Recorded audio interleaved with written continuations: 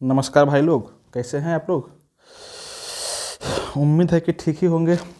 हाँ, तो हम कर रहे थे क्या, सेट है ना, प्लेटफॉर्म जो रुक्मिणी पब्लिकेशन का है ना, उसका सेट कर रहे थे। बिहार के इंटर लेवल एसएससी का है ना, और सेट नंबर ये तीसरा है, आज तीसरा करेंगे। अगर आप फर्स्ट और सेकेंड टेस्ट नहीं देखे हैं, उसका डिस्कशन नहीं देखे हैं, तो फिर उसको देखिए। उसमें बहुत सारा ट्रिक, जहाँ जहाँ पे ट्रिक बाकी बारी आई है, ट्रिक लगा के हमको ये सही है बताना होगा ट्रिक से, तो हम ट्रिक बताए हैं वहाँ पे, और बहुत मज़ेदार ट्रिक है ना। जाके उसको एंजॉय करिए। और अभी तो फिलहाल इसको देखिए, टेस्ट नंबर तीसरा। ठीक है, आइए शुरू करते हैं, बिना देर किए शुरू कर लेते हैं, क्योंकि देर करने से फ़ायदा होगा नहीं। चलिए शुरू किया जाए। क्वेश्चन नंबर फर्स्ट इसमें है कि मिट्टी की नमी को बनाए रखने के लिए पौधों के बीच की खाली जमीन को कार्बनिक पदार्थों की परत से ढकने की प्रक्रिया को कहा जाता है। मतलब क्या कहा जाता है, क्या नाम दिया जाता है ना। तो देखो भाई, मिट्टी को जो जैसे कोई प्लांट रोपते हैं ना, लगाते हैं ना, तो उसके बीच बीच में जो गैप होता है, जो खाली जगह होता है, उसको जो है ना ढक दिया जाता है ना, ताकि उसकी मिट्टी की नमी और मिट्टी की उर्वरता बनी रहे, है ना। मिट्टी की नमी और उर्वरता को बनाए रखने के लिए उसको ढक देते हैं। उस प्रक्रिया को कहते हैं मल्चिंग, है ना, कहते हैं क्या, मल्चिंग। और जिस पदार्थ से ढका जाता है ना उसको, उस पदार्थ को कहा जाता है मल्च, है ना। ये हो गया इसका, तो हो जाएगा क्या आंसर हो जाएगा। फर्स्ट का राइट आंसर क्या हो जाएगा, option number C, mulching, mulching, है ना। फर्स्ट नंबर ऑप्शन में तुम्हारा आपका है कि कंपोस्टिंग। कंपोस्टिंग क्या होता है, कंपोस्टिंग होता है कि कूड़े कचड़े को, गोबर को, पानी को साथ में डाल के, जमीन के गड्ढे में डाल के उसको बहुत मतलब कि कुछ दिन तक छोड़ देते हैं, लगभग लगभग 3 महीना तक, है ना। और उसमें क्या होता है, खाद बन जाता है, उसी खाद को बोला जाता है कंपोस्ट। ठीक है। मैन्योरिंग क्या होता है, मैन्योरिंग में देखो, अभी हम बोले हैं कंपोस्टिंग का ही एक, कंपोस्टिंग का जैसा ही एक मैन्योरिंग। मैन्योरिंग में क्या होता है, मैन्योर का मतलब होता है गोबर, है ना। उसमें सिर्फ गोबर डाल के उसका बनाया जाता है खाद, उसको बोलता है मैन्योर, बोला जाता है मैन्योरिंग, है ना। और अगर कंपोस्टिंग बोले तो कंपोस्टिंग मतलब क्या, गोबर डालेगा, पानी डाल देगा, उसमें कुछ सूखे लकड़ी पत्ते वगैरह हैं वो डाल देगा, है ना। कुछ खाद्य पदार्थ सड़ा गला है तो वो डाल देगा, मतलब सारा कुछ डाल देगा, और वही सड़ के बनाएगा कंपोस्ट, उसको बोला जाता है। ठीक है। और चौथा नंबर ऑप्शन जो है आपका फर्टिलाइजिंग। फर्टिलाइजिंग का मतलब होता है फर्टिलाइजेशन, मतलब होता है निषेचन, है ना। निषेचन बोला जाता है, जैसे मेल और फीमेल गैमीट जो मिलता है, मतलब स्पर्म और ओवम जो मिलता है, उसको बोला जाता है क्या, निषेचन, है ना, जिससे संतति की उत्पत्ति होती है, तो इसको बोला जाता है फर्टिलाइजेशन। चलिए फर्स्ट क्वेश्चन आपका समाप्त होता है। आते हैं सेकंड क्वेश्चन पर। सेकंड क्वेश्चन है कि औरंगजेब द्वारा अपने निम्नलिखित में से किन दो सर्वोच्च पदधारक सामंतों को मिर्जा राजा का खिताब दिया गया था। देखो भाई, ये क्वेश्चन बहुत इंपॉर्टेंट है ना, इसलिए कि मिर्जा राजा को उपाधि दिया गया था किसको, ऑप्शन सी में देखिए आप, है जय सिंह और जसवंत सिंह। जय सिंह और जसवंत सिंह को दिया गया था उपाधि मिर्जा राजा के, है ना। तो आप कभी पढ़े होंगे कि 1666 में, हाँ कब, 1666 में, सॉरी 1665 में एक संधि हुई थी, जिसको बोला जाता है क्या, उस संधि का नाम है पुरंदर के संधि, है ना। पुरंदर के संधि बहुत बार पूछा हुआ इतिहास में क्वेश्चन है, कब हुआ था, 1665 में। किसके बीच हुआ था, तो यही पढ़ते हैं आप क्या, कि शिवाजी और मिर्जा राजा जयसिंह के बीच, यही जयसिंह है वो, है ना। मिर्जा राजा जयसिंह लिखल रहेगा, कहीं कहीं पे सिर्फ जयसिंह ही लिखल रहेगा, है ना। अच्छा, ये जो जयसिंह था, तो ये क्या था, इसका सूबेदार था, औरंगजेब के दक्षिणी हिस्से का जो था पाट का, उसका सूबेदार था। तो उसको ऐसे भी बोल सकते हैं कि शिवाजी और औरंगजेब के बीच हुआ था, तो ऐसे भी क्वेश्चन रहेगा। ठीक है, इसको यहाँ से याद रखना है। ठीक है। और जसवंत सिंह जो था, है ना, वो औरंगजेब का वो भी सूबेदार ही था, उत्तर भारत का, जैसे पश्चिम बंगाल का सूबेदार था। ठीक है। तो यहाँ से इतना बात क्लियर करते हैं। थोड़ा सा इसको बढ़ाएंगे हम और बात करेंगे औरंगजेब की। अगर हम बात करते हैं औरंगजेब की ना, तो ये जो शासन किया था, ये किया था 1657 से लेकर, 57 को नहीं काउंट करते हैं, 58 से लेते हैं, 1658 से लेकर के 1707 ईस्वी तक ये शासन किया था, 1658 से 1608 ईस्वी तक, है ना। देखो क्या, थोड़ा सा इस कहानी बताते हैं, इसका क्या हुआ था। 1657 ईस्वी में क्या हुआ ना, औरंगजेब का जो बाप था, कौन था, ये था शाहजहां। कौन था, शाहजहां। ये जो है बीमार पड़ गया, है ना। और जैसे ही बीमार पड़ा, शाहजहाँ के चारों बेटा में लड़ाई हो गया, है ना, और लड़ाई हो गया, इसमें जीता था कौन था? औरंगजेब। देखिए कैसे कैसे जीता था। जैसे ही शाहजहाँ बीमार हुआ उस समय जो है ना औरंगजेब दक्षिणी भारत के सूबेदार हुआ करता था, ठीक है। जैसे ही बीमार हुआ ये आ गया दिल्ली में लड़ाई करने, है ना, और लड़ाई करने आ गया, है ना, और यही क्या किया, शाहजहाँ को 1657 ईस्वी में क्या किया, कैद खाने में बंद कर दिया। कहाँ पे बंद कर दिया गया था? तो आगरा में बंद कर दिया था, आगरा के कैद खाना में बंद कर दिया था, है ना। और आगरा में ही पता होगा आपको कि आगरा में ही बनाया है शाहजहाँ क्या, ताजमहल। ताजमहल बनाया है कब, कहाँ पे? आगरा में ही, मुमताज महल के स्मृति में। मुमताज महल की मृत्यु कब हुआ था? 1631 ईस्वी में उसकी मृत्यु हुई थी। उसी समय से ये ताजमहल बनना शुरू हो गया था और कुछ बरसों बाद बना था, ठीक है। तो आगरा महल में बंद कर दिया गया था। वहाँ से उस आगरा महल से ना ताजमहल दिखाई देता था, है ना, ताकि अपनी बीवी की याद में तड़प तड़प के मरता रहे। ऐसा कट्टर आदमी था ये औरंगजेब, ठीक है। तो 1657 में इसको बंद कर दिया और चारों भाई से लड़ाई लड़ा, है ना। अब यहाँ से सवाल बनता है कि चारों भाई से जो लड़ाई लड़ा है वो कौन कौन सा लड़ाई था? तो यहाँ से याद रखिएगा, हम इसको बताते हैं एक ट्रिक, बहुत ही मज़ेदार ट्रिक, आपको सुन के मजा आएगा। देखिए इसका जो ट्रिक है ना, याद रखना, बध शाख, क्या रखना, बध शाख देवराई, ये ट्रिक है ना। क्या है? बध शाख देवराई। सुनो क्या क्या बोलते हैं। ब से हो जाएगा बहादुरगढ़, ध से हो जाएगा धर्मठ, सा से हो जाएगा सामूगढ़, और खास से हो जाएगा खसू, और हो जाएगा देवराई से देवराई ही है। मतलब कि ये 5 युद्ध लड़ा गया था जो औरंगजेब अपने भाई से ही लड़ा था, है ना। कब कब लड़ा था, क्रम वाइज अगर पूछ देगा तो याद रखना है। ये लड़ा था 1658 ईस्वी में, है ना। देखो प्रथम 3 युद्ध लड़ा था 1658 ईस्वी में, और लास्ट का 2 युद्ध लड़ा था 1659 ईस्वी में, 1659 ईस्वी में, ठीक है। तो याद रखिएगा, ठीक है। एक बात यहाँ से और करते हैं, जो पहला बहादुरगढ़ का युद्ध है जनवरी लड़ा गया है, जो धर्मठ का युद्ध है वो लड़ा गया है अप्रैल में, है ना, और जो सामूगढ़ का युद्ध है वो लड़ा गया है मई में। फिर खुसोई का हो जाएगा जनवरी में, और देवराई का हो जाएगा मार्च, अप्रैल में, है ना, अप्रैल में, ठीक है। तो इस तरह से लड़ा गया है 5 युद्ध। इस 5 युद्ध का क्रम वाइज से नाम रखिएगा, और कब कब लड़ा गया ये रखना, बहुत इंपॉर्टेंट सवाल यहाँ से बनता है। अगर पूछ देता जल्दी बनता नहीं है, ठीक है। बात करते थोड़ा सा औरंगजेब के बारे में, और थोड़ा सा जानते हैं। औरंगजेब जो है ना सुन्नी धर्म को मानता था, और इसको कहा जाता था जिंदा पीर। क्या कहा जाता था? जिंदा पीर कहा जाता था, ठीक है। जिंदा पीर सुन्नी धर्म को मानता था, ठीक है। कुछ बात इसके बारे में और जानते हैं। दिलरास बानो बेगम जो है इसकी वाइफ थी। दिलरास बानो बेगम इसकी वाइफ थी, ठीक है। इसका एक पुत्र था अकबर। इसका एक पुत्र था अकबर, और अकबर जो है ना दुर्गादास के बहकावे में आके औरंगजेब मतलब अपने बाप से ही विद्रोह कर दिया था। तो इसका नाम रखिएगा कि अकबर जो है किसके बहकावे में आके विद्रोह किया था? तो दुर्गादास से, ठीक है।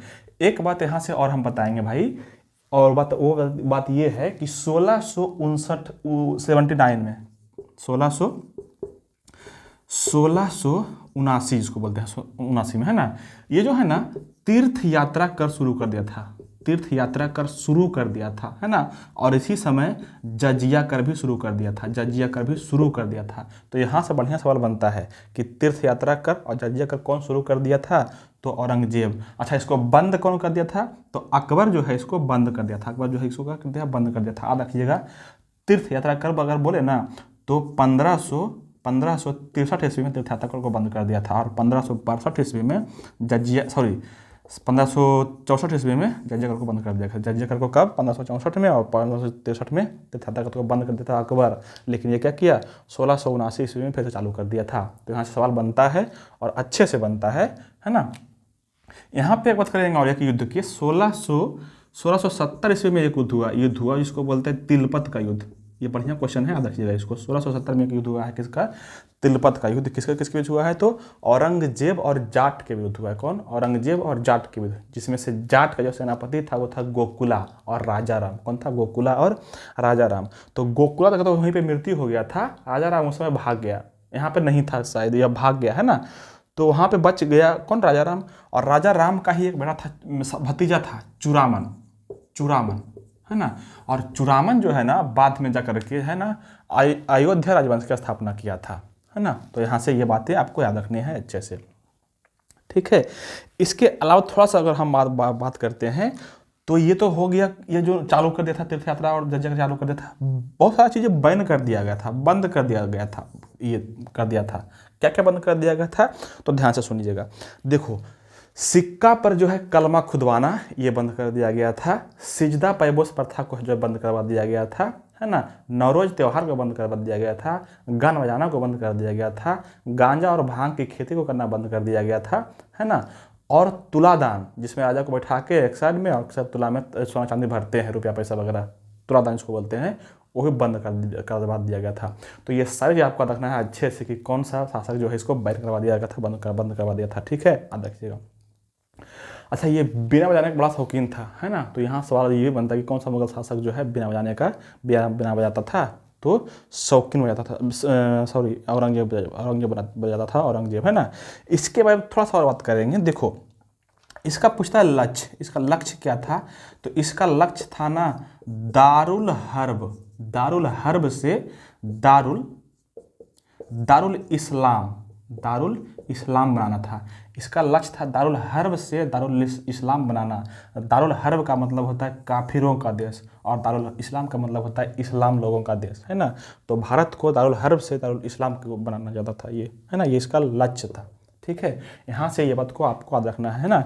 इसका एक चिकित्सक था जिसका नाम था बर्नियर, है ना। वो बर्नी अलग है इतिहासकार, बर्नियर एक चिकित्सक था जो फ्रांस का था, है ना।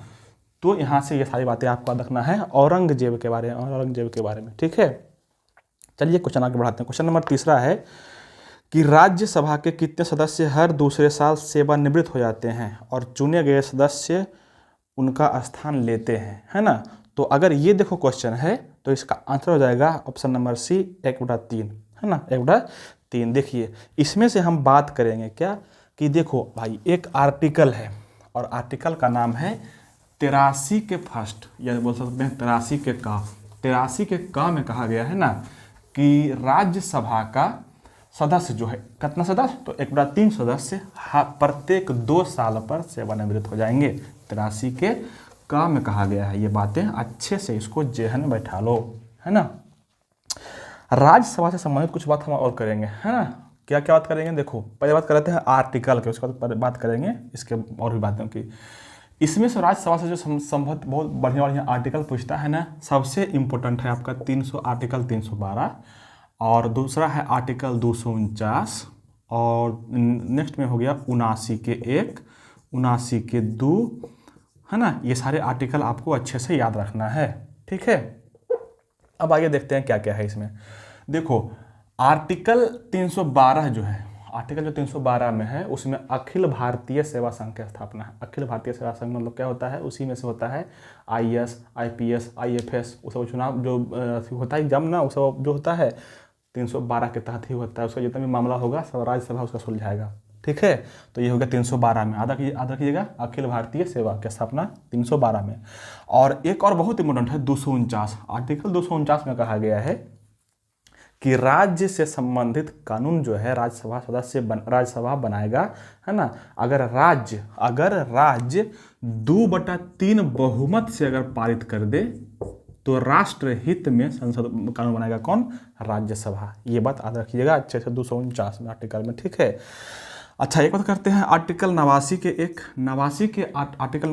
1 में कहा गया है कि राज्यसभा का पदेन सभापति उपराष्ट्रपति होंगे। राज्यसभा का पदेन सभापति कौन होंगे, उपराष्ट्रपति होंगे। ये बात आर्टिकल 89 के 1 में बताया गया है। और 89 के 2 में कहा गया है ना कि राज्यसभा अपने सदस्यों में से ही किसी एक को उपसभापति चुन लिया जाएगा, है ना।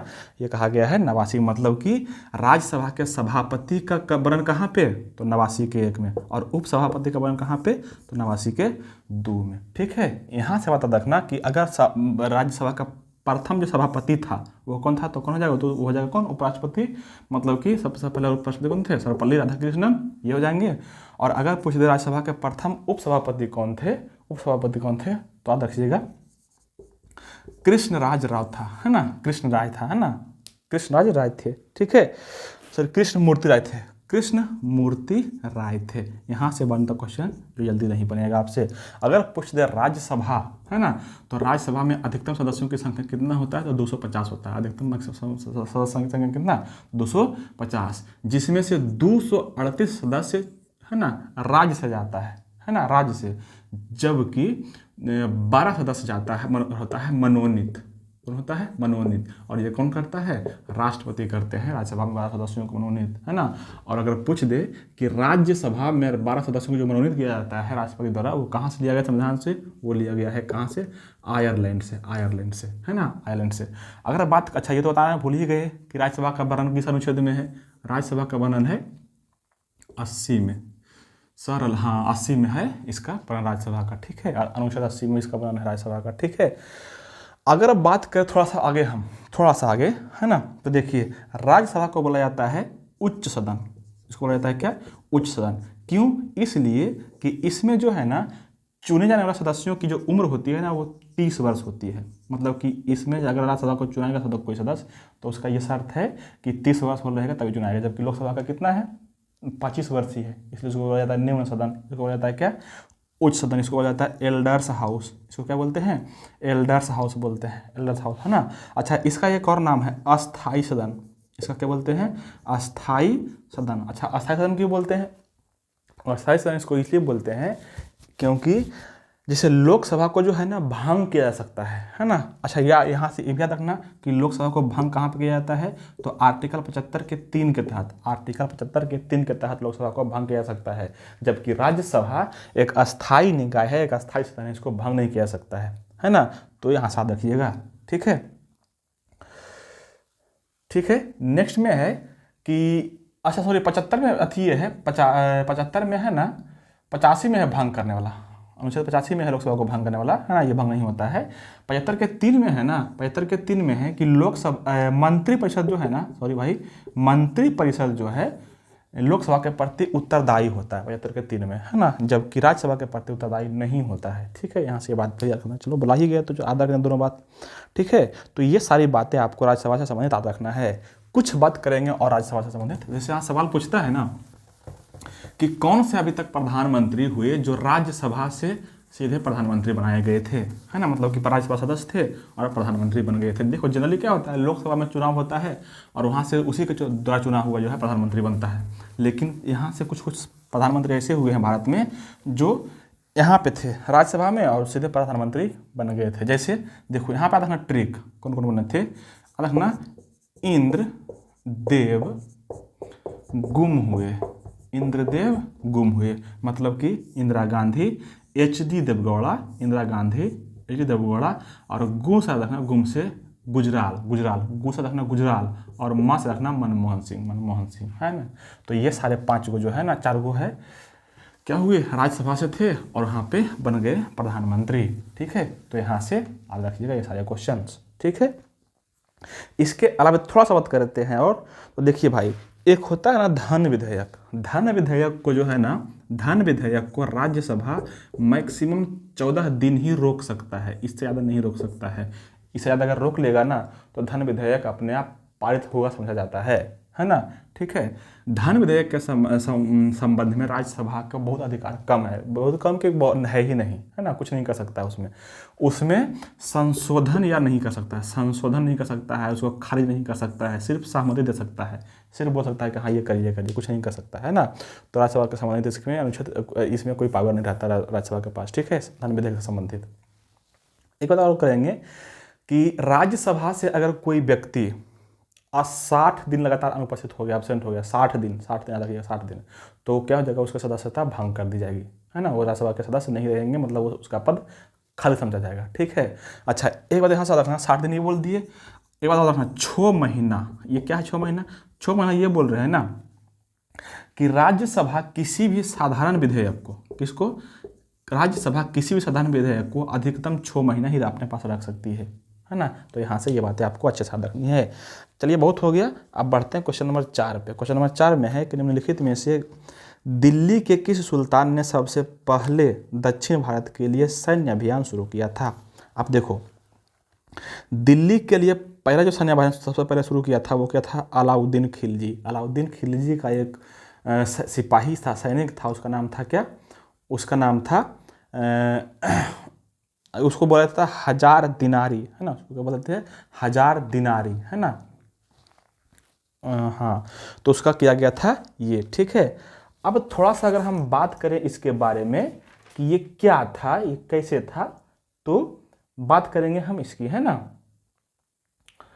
देखिए यहाँ पे एक शासक हुआ है खिलजी वंश का संस्थापक। अगर हम बात करते हैं कि खिलजी वंश का स्थापना कौन किया था, तो किया था इसका कौन, जलालुद्दीन फिरोज खिलजी। कौन किया था, जलालुद्दीन फिरोज खिलजी, जलालुद्दीन फिरोज खिलजी, है ना।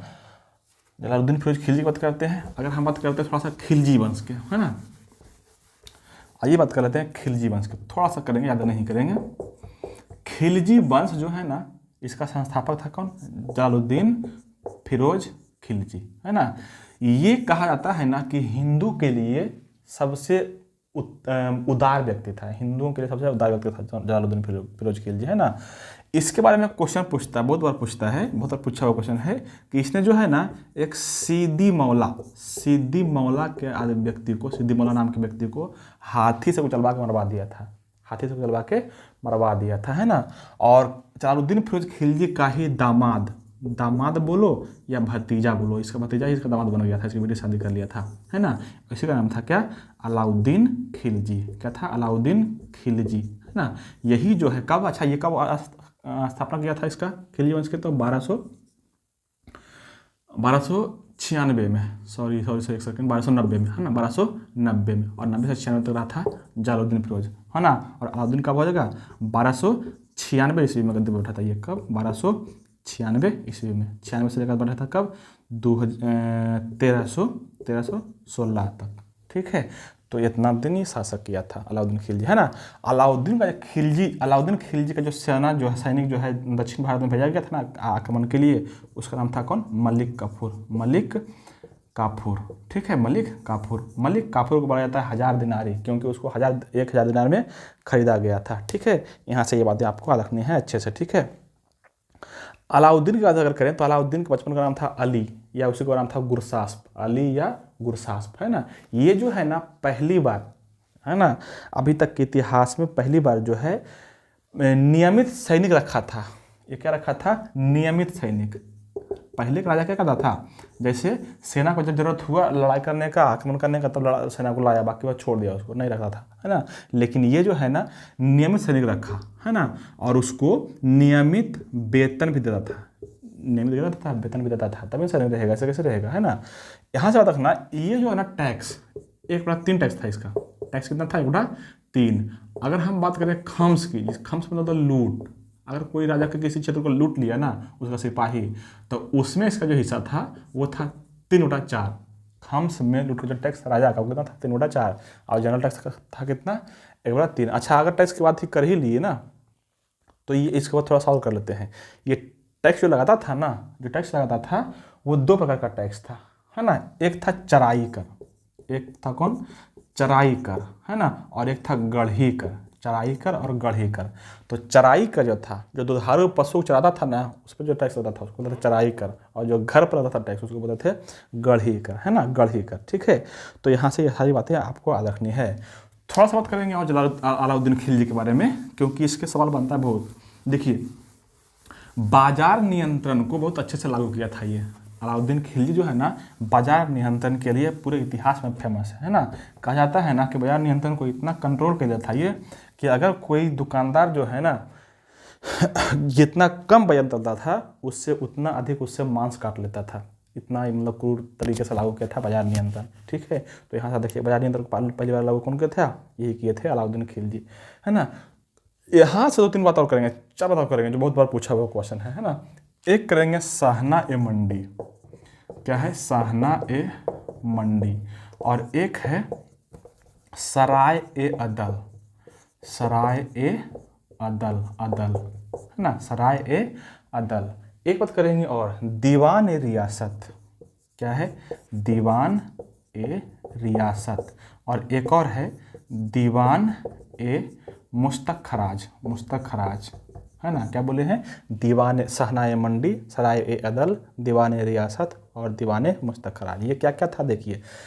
दीवान जो मुस्तखराज था वो था आपका वित्त मंत्री, मतलब कि पैसा से संबंधित काम करने वाला, पैसा को रखने वाला, है ना। इसको बोल सकते हैं आप, क्या था ये, राजस्व मंत्री था। दीवान मुस्तखराज क्या था, राजस्व मंत्री था। सवाल ये भी पूछता है यहाँ से कि दीवान मुस्तखराज किसने शुरू किया था, कौन, अलाउद्दीन। ये किससे संबंधित था, तो राजस्व से समझ गए। और दीवान ए रियासत जो है, दीवान ए रियासत जो है ये संबंधित था बाजार नियंत्रण से, जो बहुत इंपॉर्टेंट क्वेश्चन है। ये किस संबंधित था, बाजार नियंत्रण से, बाजार नियंत्रण से, बाजार नियंत्रण से, ठीक है। एक बात और रखिएगा बाजार से संबंधित, है ना। एक था परवाना नवीस, कौन था, परवाना नवीस। परवाना नवीस का काम था ना कि वस्तु के परमिट जारी करता था, वस्तु के परमिट जारी करता था, है ना। कौन वस्तु कितने में बिकेगा, कौन वस्तु बिकना है, कौन वस्तु नहीं बिकना है, इसका काम करता कौन करता था, परवाना नवीस। अच्छा ये हो गया सहना ए मंडी। सहना ए मंडी में खाद्यान्न बिकता था, मतलब कि अनाज बिकता था, है ना। और सराय ए अदल में बाकी कपड़ा हो गया, चीनी हो गया, जड़ी बूटी हो गया, बाकी सब चीज़ें मिलता था किसमें, सराय ए अदल में, ठीक है। तो यहाँ से ये बातें आपको देखनी है ना। इसका एक बुक है तारीख़े फिरोज शाही। कौन बुक है, तारीख़े फिरोज शाही, तारीख़े फिरोज शाही। अगर बात करें तारीख़े फिरोज शाही के, तो कौन लिखा था, तो ये लिखा था बर्नी, जियाउद्दीन बर्नी, तारीख़े फिरोज शाही के, ठीक है। एक और बुक है रेहला।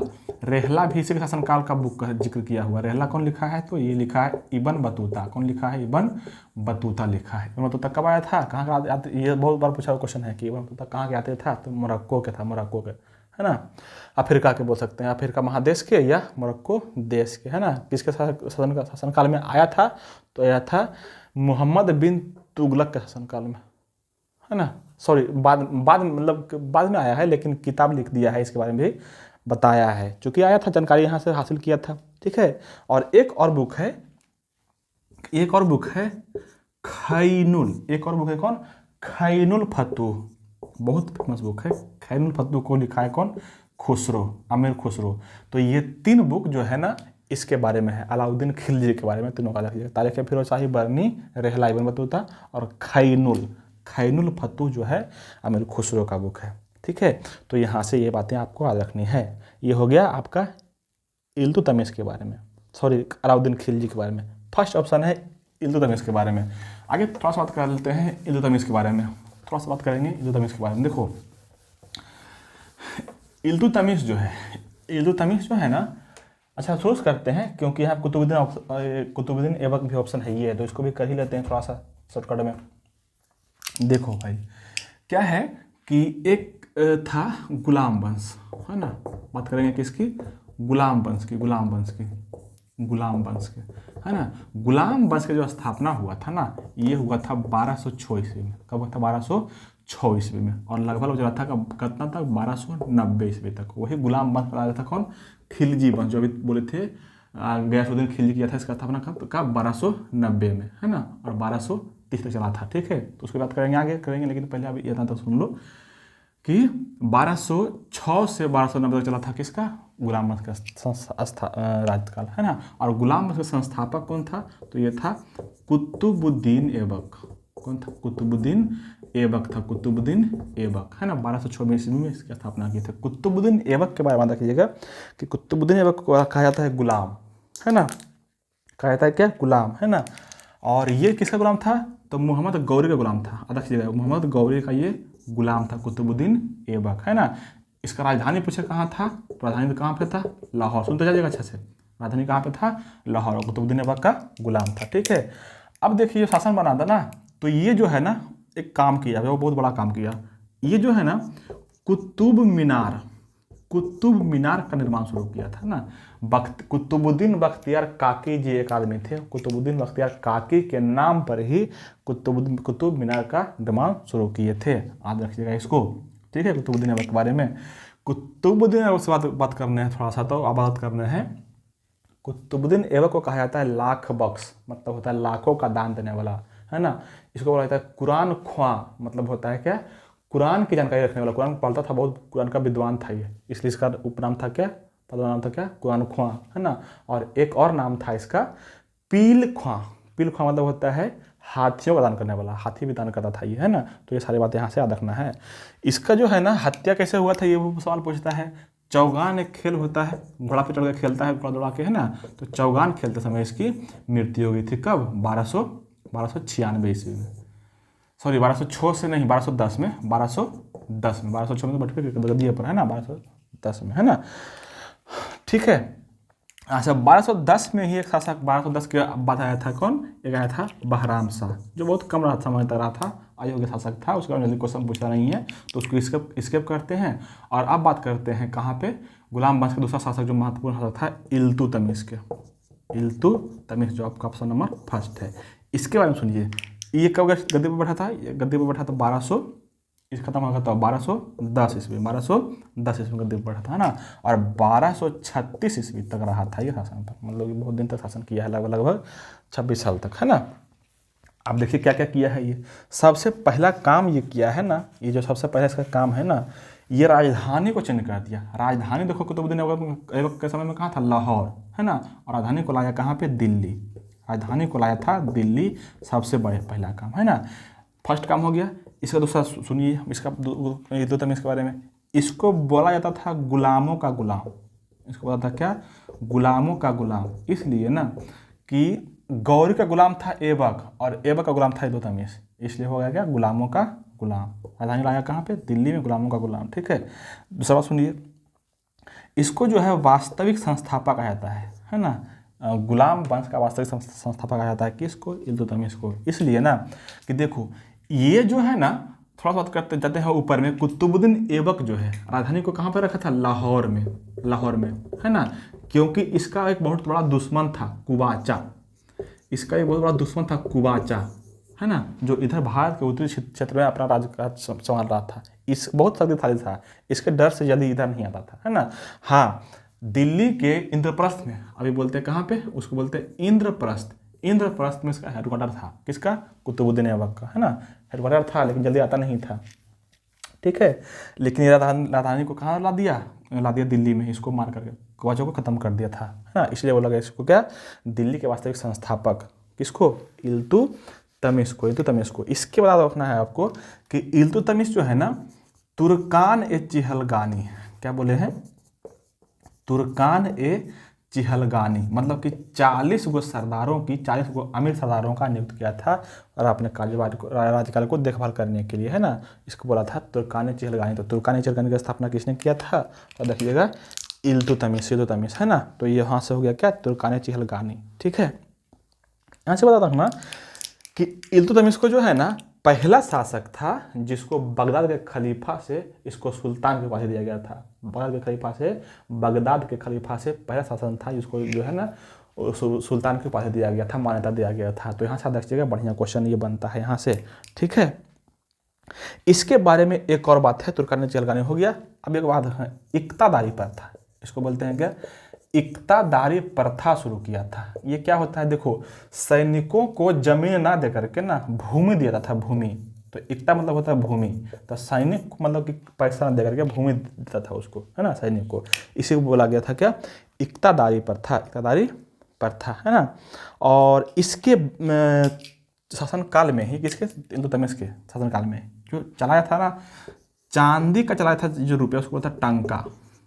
चांदी का चलाया था टंका, और तांबा का चलाया था जीतल। ये दोनों बहुत बढ़िया क्वेश्चन है, इसको याद रखिएगा। चांदी का चलाया था टंका और तांबा का चलाया था जीतल, है ना। इसके बारे में ये कहा जाता है कि जो सिक्का चलाता था ना, जो सिक्का चलाता था, ये सिक्के के ऊपर टकसाल का नाम लिखा होता था। टकसाल का नाम जहाँ बना है ना उसका, है ना, टकसाल का नाम हो गया। और एक साइड हो गया टकसाल का नाम, और उसी साइड होता था क्या? शिव हो गया और नंदी हो गया। इस दोनों का फिगर भी, चित्र भी रहता था इसके सिक्के पर, है ना। इसके साथ ही चौगान खेलते हुए खिलाड़ी का भी चित्र रहता था इसका सिक्का पर। ठीक है। तो ये सारी बातें आपको अच्छे से याद रखना है। ठीक है। अगर हम बात करते हैं, और ऑप्शन कौन बच गया? बलबन, है ना। एक ऑप्शन बच रहा है आपका बलबन। थोड़ा सा कर लेते हैं बलबन के बारे में, ज़्यादा नहीं करेंगे, बहुत कम करेंगे बलबन के बारे में। बलबन जो है ना, बलबन ये गद्दी पर बैठा था 1266 ईस्वी में। कौन था, है ना। ये गुलाम वंश का ही शासक है, गुलाम वंश का है ना। 1266 ईस्वी में गद्दी पर बैठा था, और 1200 87 तक रहा था ये, है ना। 1266 में था, 87 तक रहा था कौन? बलबन। बलबन अपने आप को कहता था जिल्ले इलाही, मतलब कि ईश्वर के भेजा हुआ दूत, है ना। तो जहाँ भी आते हैं ना बलबन के बारे में, तो आता है जिल्ले इलाही को कौन बोला था अपने आप को? तो बलबन, बलबन, है ना। बात कर रहे थे किसकी? बलबन की। बलबन कब बैठा था? 1266 से 87 तक रहा था गद्दी पर, है ना। क्या बोला था अपने आप को? जिल्ले इलाही, ईश्वर का भेजा हुआ दूत, है ना। और इसके बारे में क्या बात याद रखना है आपको, ये जो है ना राजत्व का सिद्धांत दिया था। बढ़िया क्वेश्चन है ये, राजत्व का सिद्धांत दिया था, ये बढ़िया क्वेश्चन है। इसी राजत्व के सिद्धांत में से कहा गया था, अपने आप को कहा था क्या? जिल्ले इलाही कहा था, या इबादत खुदाई का था। इबादत खुदाई, क्या बोला था? इबादत खुदाई बोला था अपने आप को, है ना। मतलब कि ईश्वर का भेजा हुआ साया, और जिल्ले इलाही मतलब ईश्वर का भेजा हुआ दूत, ठीक है। तो इस तरह से याद रखिएगा, राजत्व का सिद्धांत कौन दिया था? बलबन, है ना। बहुत अच्छा हुआ जिल्ले इलाही वाला, है ना, राजत्व का सिद्धांत वाला, ठीक है। इसके अलावा आपको याद रखना है कि बलबन जो है ना, बलबन जो है लौह और रक्त नीति शुरू किया था। लौह और रक्त नीति कौन शुरू किया था? तो ये शुरू किया था बलबन ही शुरू किया था। कौन? लौह और रक्त नीति, ठीक है। इसके अलावे नवरोज प्रथा, जो पारसियों का त्यौहार है, नवरोज प्रथा को शुरू करवाया था कौन? यही बलबन, है ना। नवरोज प्रथा को शुरू किया था कौन? बलबन, ठीक है। अच्छा, ये शराब को जो है बंद करवा दिया था। शराब को क्या कहते हैं? बंद करवा दिया था। शराब को बंद करवा दिया था, शराब को, ठीक है। तो यहाँ से ये सारी बातें आपको रखना। अच्छा, इसके बारे में जो सबसे प्रमुख बात है वो तो बोलना ही भूल जा रहे हैं, वो था कौन?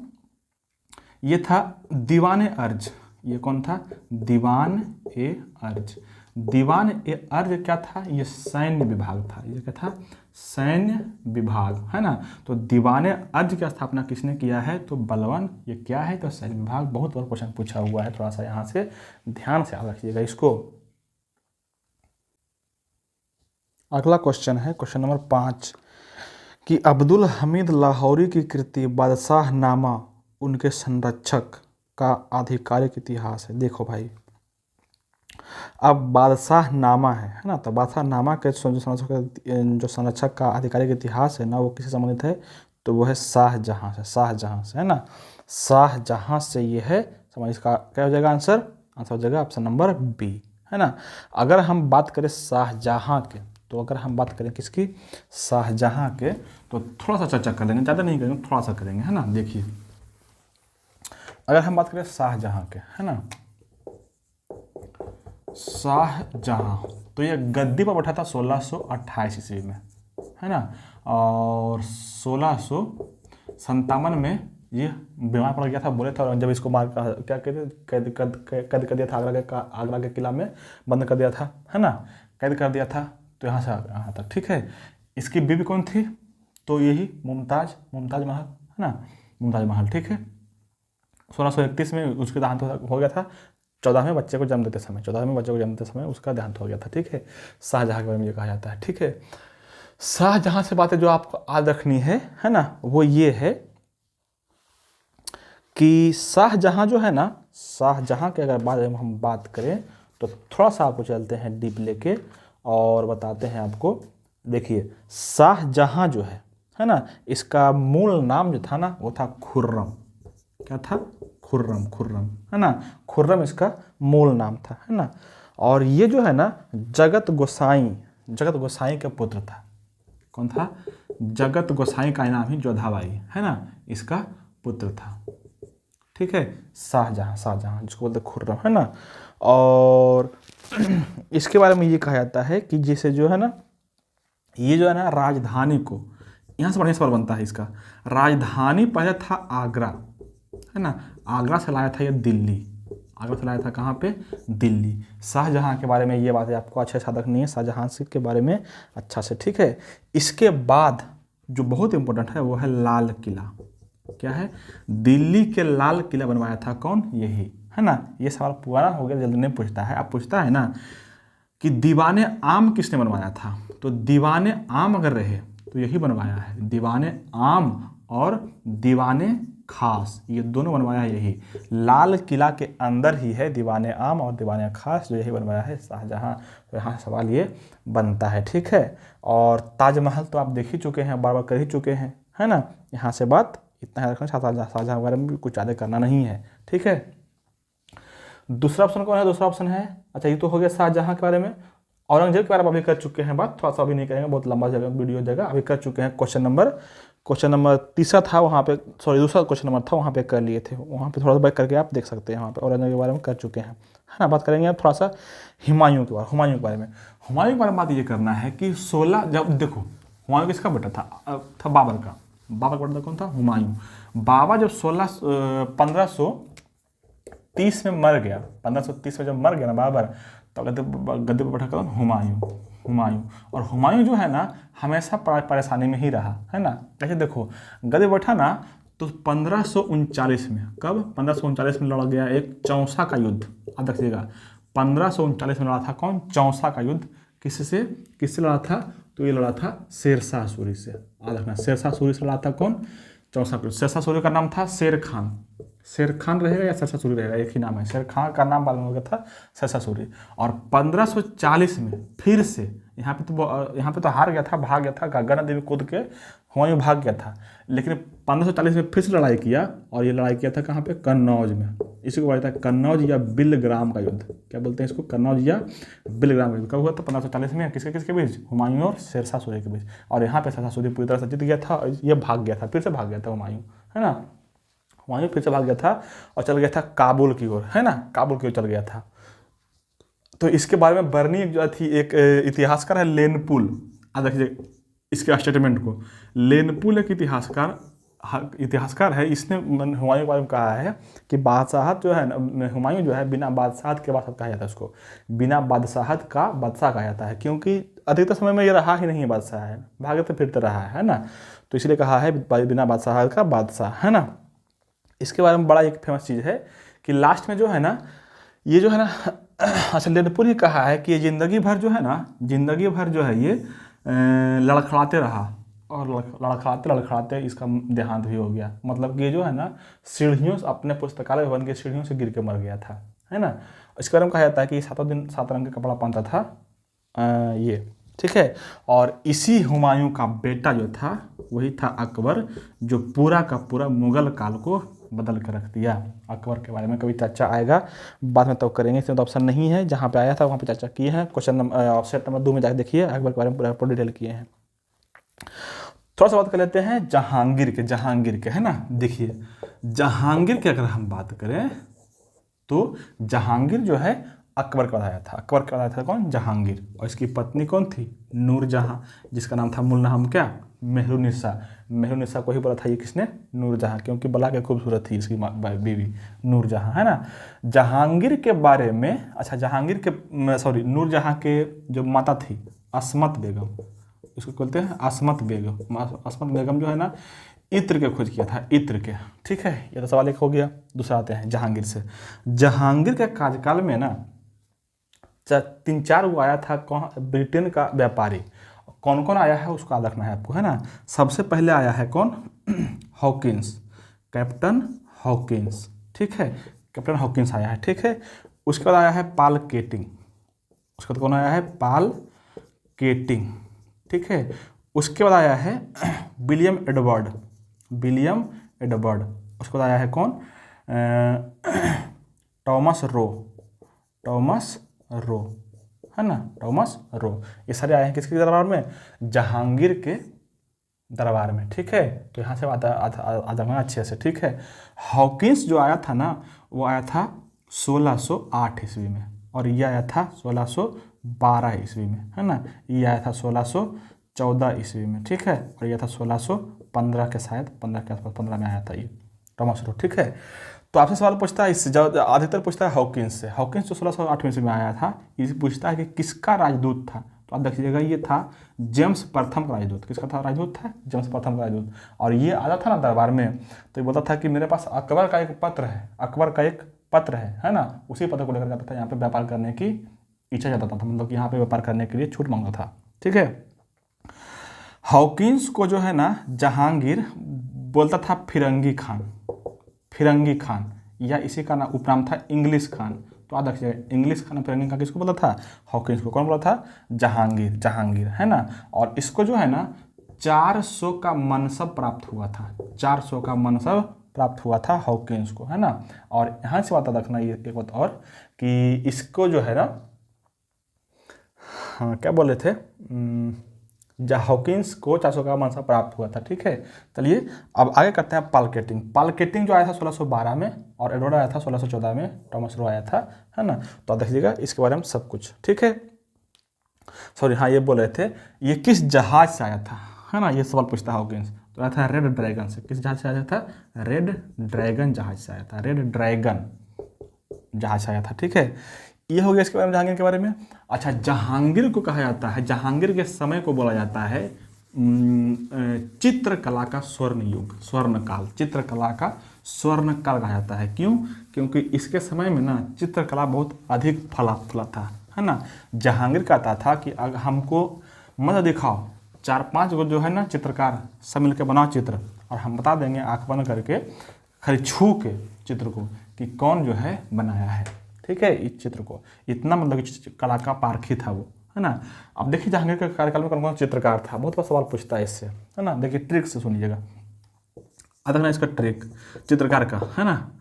अबू मामू बिशन से शादी जमा, है ना। अबू मामू बिशन से शादी जमा। देखिए अब्बू से होता है अबुल हसन, माँ से हो जाएगा मंसूर, और मुँह से हो जाएगा मुराद। अबुल हसन, मंसूर, मुराद, और बिशन से हो जाएगा बिशन दास। ये 4 गो चित्रकार था इसके दरबार में, ठीक है। और यहाँ पे शादी लिखे हैं, शादी को बोला जाता है उसर। क्या बोलते हैं? उसर, है ना। तो उसर जो था ना, ये जो मंसूर है, मंसूर का उपाधि दिया गया था उसर के, है ना। और जमा जो है अबुल हसन को उपाधि दिया गया था, है ना, है ना। अबुल हसन को उपाधि दिया गया था क्या? जमा के, है ना। तो यहाँ याद रखिए उपाधि भी, और कौन कौन था ये भी, ठीक है। अब थोड़ा सा जहांगीर के बारे में आते हैं। जहांगीर एक सिक्का चलाया था जिसको बोलते थे निसार, निसार नाम का सिक्का कौन चलाया था? तो जहांगीर। जहांगीर जो है पहला जो मुस्लिम शासक या मुगल शासक था जो रक्षाबंधन मनाया था, रक्षाबंधन मनाया था, है ना। और उसका नाम रखा था निगाह ए दस्त, नाम रखा था क्या? निगाह ए दस्त, उसका नाम रखा था रक्षाबंधन का, है ना। तो ये सारी बातें आपको यहाँ से याद रखनी है। क्वेश्चन नंबर आगे बढ़ते हैं, बहुत लेट हो गया। क्वेश्चन नंबर 6 में है कि पुर्तगालियों द्वारा गोवा पर कब्जा कब किया गया था? पुर्तगालियों द्वारा गोवा पर कब्जा कब किया गया था? ये किया गया था 1510 ईस्वी में। कब किया गया था? 1510 ईस्वी में। देखिए सुनिए, पुर्तगाली आया है, कहाँ कहाँ पे आएगा, क्या क्या है, सबके बारे में बोल देते थोड़ा सा शॉर्टकट में। देखिए सबसे बात करते हैं पहले कि भारत आने का रास्ता कौन खोया था? तो ये खोया था वास्को डी गामा, है ना। वास्को डी गामा 17 मई 1498 ईस्वी को आया था भारत के कहाँ पे? केरल के जमोरिन राजा के पास, है ना। कौलिकट में उस समय आया था कौन? जमोरिन। जमोरिन का स्वागत किया था। सब बता रखिएगा, सब बता रखना है, कहाँ पे आया था, किस क्षेत्र में आया था, कौन आया था, सब कुछ, है ना। और ये जो है ना आया यहाँ पे व्यापार करने के लिए, ठीक है। किसके कहाँ से व्यापार करने? व्यापार करके गया, मतलब कि यहाँ से जब गया ना वहाँ पे पुर्तगाल का था, ये पुर्तगाल का था। तो पूरा 60 गुना पैसा कमा, जितना पैसा धान लेके आया था ना, यहाँ पे बेचा, और यहाँ सामान लेके गया वहाँ पे बेचने के लिए मार्केट में। ये तो व्यापार होता है ना। तो ये जो है ना अपने मुनाफा का जो है ना 60 गुना अधिक पैसा कमाया था। हाँ सोचिए, तो इतना जितना अमीर बन गया ना, तो यही सोच के जो है, यही देख के जो है अलग अलग व्यापारी फिर आने लगा भारत लगातार, ठीक है। चलिए थोड़ा सा आगे बढ़ते हैं। 1502 में दूसरा बार आया था, है ना। 1498 में पहला बार, 17 में 1498 में पहला बार, और 1502 में दूसरा बार, है ना। और 1503 ईस्वी में एक और पुर्तगाली जो आया था, जिसको बोल सकते हैं दूसरा पुर्तगाली। कौन था? तो अल्बारेज कैब्राल था। दूसरा पुर्तगाली कौन था? अल्बारेज कैब्राल, है ना। और ये जो है ना कालीकट में, कहाँ पे? कालीकट में कोठी स्थापित किया था, कोठी। याद रखिएगा, ये सवाल पूछता है, ठीक है। नेक्स्ट बढ़ते थोड़ा सा आगे। अच्छा, यहाँ से ये दोनों जो था, वास्को डी गामा और अल्बारेज कैब्राल, ये दोनों व्यापारी था। अब जो है पुर्तगाल की सरकार ने भेज दिया वायसराय बना के, है ना। तो पूछता है कि पुर्तगाल का प्रथम वायसराय जो भारत आया था वो कौन था? याद रखिएगा, फ्रांसिस डी अल्मेडा। कौन था? Francis de Almeida. और ये आया था कब? तो 1505 ईस्वी में आया था। कब आया था? 1505 ईस्वी में आया था, ठीक है। 1505 ईस्वी में आया ना, तो ये बहुत बढ़िया एक लाया नियम, बहुत पूछता सवाल, बढ़िया क्या है, बहुत पूछता सवाल। यह था ब्लू वाटर पॉलिसी। क्या रहा था? Blue water policy. इस पॉलिसी के तहत जो है ना, इसके रास्ते से, इसके खोजे हुए रास्ते से जो भी आता था ना जहाज वाला व्यापारी करने, उसको टैक्स देना पड़ता था, ठीक है, या लूट लेता था उसके जहाज को। तो ये था ब्लू वाटर पॉलिसी, है ना। ये जो है ना द्वीप को किसको? द्वीप को, जो दमन द्वीप है ना, वो इस द्वीप को जो है ना अपना जीता था ये, है ना। वो द्वीप पर पहले जो है ना मिस्र हो गया, तुर्क हो गया और गुजरात हो गया, ये तीनों का अधिकार था, है ना, द्वीप पर। और उस तीनों को हरा करके द्वीप को जीता था, ठीक है। तो यहाँ से देखिएगा द्वीप को किसने जीता था? तो अल्मेडा, ठीक है। और 1509 में जो है इसका देहांत हो गया था, ठीक है। और 1509 में ही आया था कौन? फ्रांसिस अल्बुकर्क, है ना, फ्रांसिस डी अल्बुकर्क का, ठीक है, फ्रांसिस डी अल्बुकर्क आया था 1509 में। और 1510 ईस्वी में जो इससे क्वेश्चन पूछा हुआ है ना, 1510 ईस्वी में गोवा पर अधिकार किसका था? यूसुफ आदिल शाह को हरा के गोवा उससे जीता था। ये क्वेश्चन आपका है, ठीक है। तो क्या हो जाएगा? यूसुफ आदिल शाह को। अच्छा, ये भी रखना है कि किसका शासन था गोवा पर? तो यूसुफ आदिल शाह का, ठीक है। और 1530 में था नीनो डी कुन्हा था 1530 ईस्वी में, ठीक है। अच्छा, अल्फांसो डी अल्बुकर्क जो आया था बाद में, दूसरा वायसराय, है ना, वो यहीं पे मर गया था, यहीं पे दफना दिया गया है उसको, गोवा में ही, ठीक है। नीनो डी कुन्हा आया था 1542 ईस्वी में। आया था एक संत जेवियर तो कब आया था? 1542 ईस्वी में, ठीक है। तो ये सारी बातें याद रखना है, ठीक है। अब देखो, ये सब आया है तो सिर्फ धन लेके नहीं गया है, बहुत कुछ दिया भी है। क्या क्या दिया है? तो याद रखिएगा, याद रखना है आपको कि ये जो है ना गोथिक स्थापत्य कला जो आया है भारत में, वो पुर्तगाल का से ही आया है, पुर्तगाल की देन है, ठीक है। हमारा आलू जो है पुर्तगाल का देन है, हमारा तंबाकू जो है पुर्तगाल का देन है, और पहली बार प्रिंटिंग प्रेस भी पुर्तगाल से ही आया है इंडिया में, है ना। तो ये सारी बातें आपको याद रखना है, ठीक है। एक बात यहाँ से और हम बोलेंगे, सिर्फ एक बात, और वो है कार्टज। वो क्या था? कार्टज जो है जिसको बोलते हैं, इसे कार्टज बोलते हैं, इसको कार्टज जो भी पढ़ना पड़िए। कार्ट जो था ना, ये क्या था? समुद्री टैक्स था, मतलब कि उसके रास्ते से जो भी जहाज आएगा ना उसको टैक्स देना पड़ेगा, इसी टैक्स को बोलते हैं कार्ट। तो याद रखिएगा, पुर्तगाली भाषा है ये। तो यहाँ से ये सारी बातें याद रखना है। पुर्तगाली हो गया कहानी क्लियर पुर्तगाल का। चलिए आगे बढ़ते हैं। क्वेश्चन नंबर 7 में है कि तिरुवरुबर और अजंता के मंदिरों की दीवारों पर किस प्रकार की चित्रकारी मौजूद है? देखो भाई, जितना भी पुराना से पुराना मंदिर है, जब मतलब कि कब 1200 से पहले है ना बना हुआ, वो सब में जो है ना उस समय तक भारत में कोई भी मतलब कि आतंकवाद से मतलब कि मुस्लिम टाइप का मतलब कि इन्वेडर नहीं आया था, आक्रमणकारी नहीं आया था जो मंदिर को तोड़ के मस्जिद बना दिया, इस सब टाइप का किया है ना। तो जितना भी पुरानी मंदिर है ना, उसका जो प्रकार है चित्रकारी, वो है भित्ति चित्र आता है। इसका आंसर हो जाएगा क्या है? भित्ति चित्र, ठीक है। मधुबनी तो बिहार में फेमस है, मधुबनी कला। क्वेश्चन नंबर 8 में है कि लाला लाजपत राय की मृत्यु ब्रिटिश सरकार के किस निर्णय का विरोध करते हुए हुई थी? है ना, देखो, लाला लाजपत राय की मृत्यु जो हुआ था ना, वो हुआ था साइमन कमीशन का विरोध करते हैं। ऑप्शन नंबर क्या हो जाएगा? 1, साइमन कमीशन का अगर पूछे ना, तो साइमन कमीशन बना था 1927 में, और भारत आया था कब? तो 1928 में, दोनों याद रखना है ना। अच्छा, सवाल पूछ देगा क्यों आया था साइमन कमीशन? तो 1919 जो अधिनियम बनाया था ना, उसमें कुछ खामियां रह गई थी, उसी का जाँच करने के लिए आया था साइमन कमीशन, है ना। अच्छा, विरोध क्यों किया गया था? इसको विरोध क्यों किया गया था? इसका विरोध इसलिए किया गया था क्योंकि साइमन कमीशन के सभी सदस्य जो थे सब ब्रिटिश के ही थे, उसमें कोई इंडियन नहीं था, इसलिए उसका विरोध किया गया। और उसी विरोध के चलते जो है लाला लाजपत राय की मृत्यु हो गई थी, बहुत बुरी तरह से मारा गया था इनको, ठीक है। तो यहाँ से रखिएगा साइमन कमीशन के बारे में। नेक्स्ट जो इसमें है, थोड़ा सा कर लेते हैं इसके बारे में। अच्छा, रॉलेट एक्ट जो आया है ना, वो आया है 1919 में ही। इसी को बोला गया था, हम लोग इंडियन बोले थे क्या, काला कानून। इसी के तहत जो है ना, इसी को बोला गया है, ना वकील ना अकील ना कुछ करके कानून की सजा है ना, मतलब किसी को कोई बोला नहीं है, किसी को कुछ सूचना नहीं देना है ना, उसको जाकर सीधे अरेस्ट कर लेता था। इसको बोलते थे रॉलेट एक्ट अधिनियम, है ना। एक क्वेश्चन यहाँ से ऑप्शन सी में है, मार्ले मिंटो सुधार।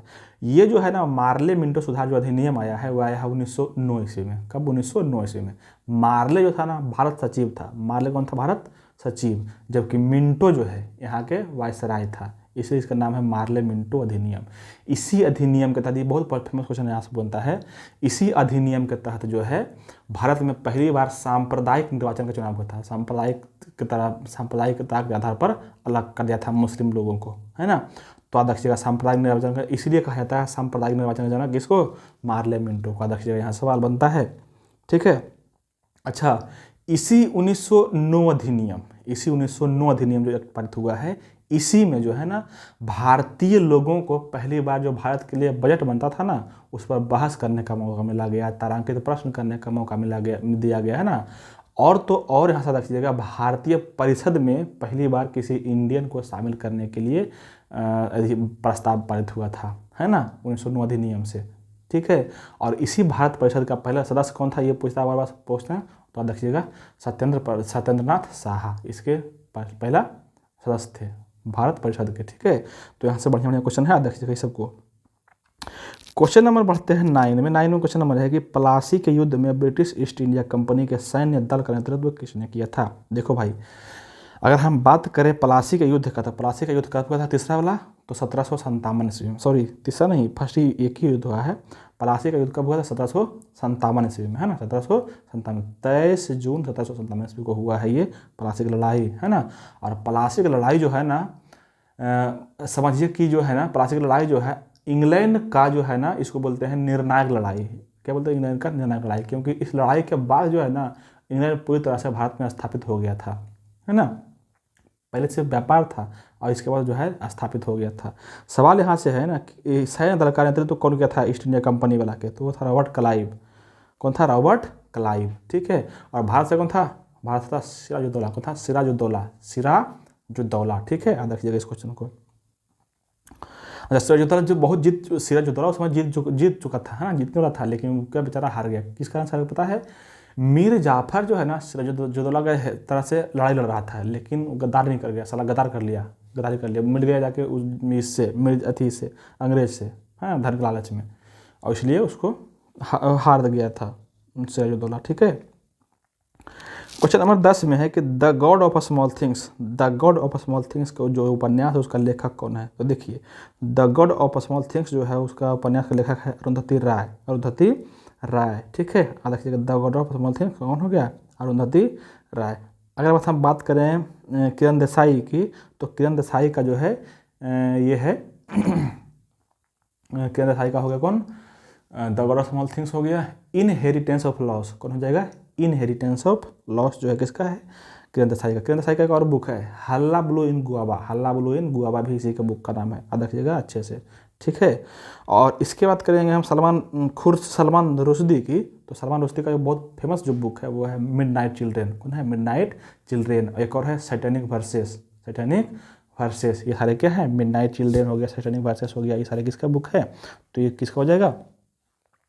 ये हो जाएगा आपका सलमान रुश्दी के, ठीक है। सलमान रुश्दी का, ठीक है। इसके बाद थोड़ा सा अगर हम बात करें आगे बढ़ाने का, तो इसमें आप देखिएगा इसका एक और बहुत फेमस बुक है विक्ट्री सिटी भी इसी का बुक है, सलमान रुश्दी। बहुत पूछा क्वेश्चन है, ठीक है। चलिए, चेतन का तो बहुत बुक है। चेतन का जो है वो सबसे फेमस बुक जो है हाफ गर्लफ्रेंड हो गया, है ना, one night with A girlfriend हो गया, हाफ गर्लफ्रेंड हो गया, 400 डेज हो गया, है ना। और एक हो गया कौन? 400 डेज हो गया। वो एक हो गया वन अरेंज्ड मर्डर, एक हो गया कौन? वन अरेंज्ड मर्डर, है ना। और एक और हो गया वन इंडियन गर्ल, ये भी हो गया इसका बुक का नाम, है ना। एक और है 3 मिस्टेक्स ऑफ माई लाइफ भी इसी के बुक का नाम है, ठीक है। ये सारी बातें आपको याद रखनी है अच्छे से, ठीक है।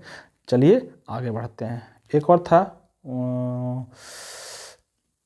लास्ट, कौन बुक का नाम है? One night at the call centre. ये भी बहुत बार पूछा हुआ क्वेश्चन है। क्या बोल रहे हैं? One night at the call centre.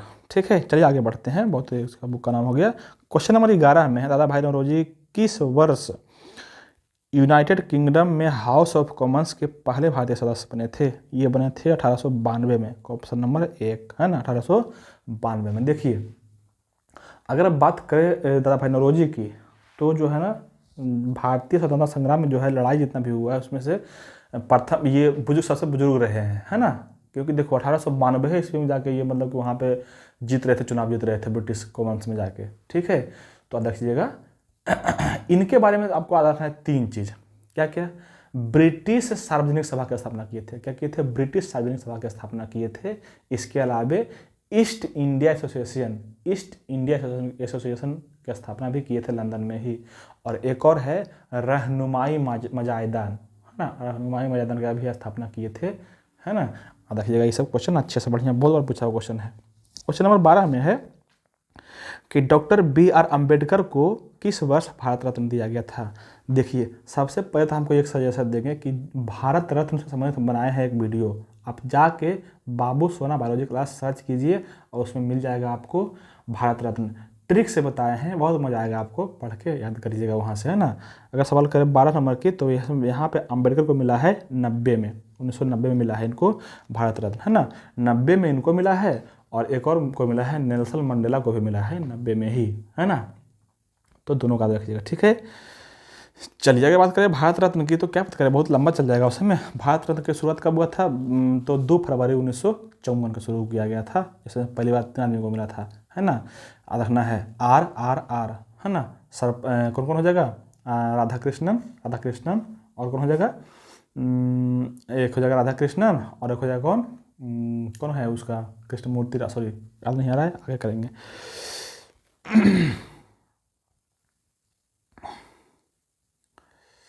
भूल गए।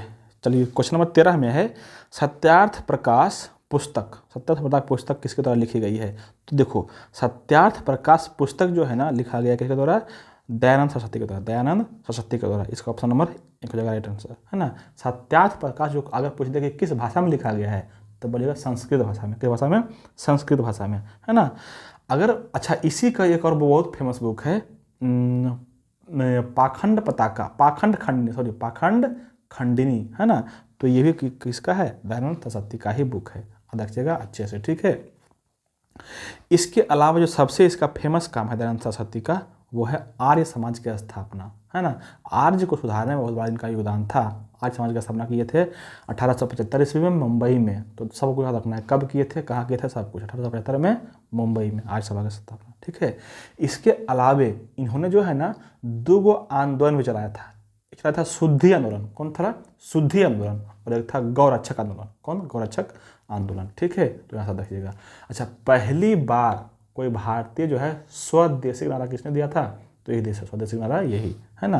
अच्छा, यही कहा था वेदों की ओर लौटो, या वेदों की ओर चलो, यही का ये मूल मंत्र था, नारा था, है ना। चलिए आगे बढ़ते थोड़ा सा। अगर हम बात करें इसी 13 नंबर क्वेश्चन में राजा राम मोहन राय के, तो आप देखना राजा राम मोहन राय के बता देंगे ट्रिक, आज देखिएगा बहुत मजा आएगा। बहुत बार क्वेश्चन पूछा हुआ है ना, कि राजा के आत्मा वेदांत ब्रह्मा में, देखना वेदांत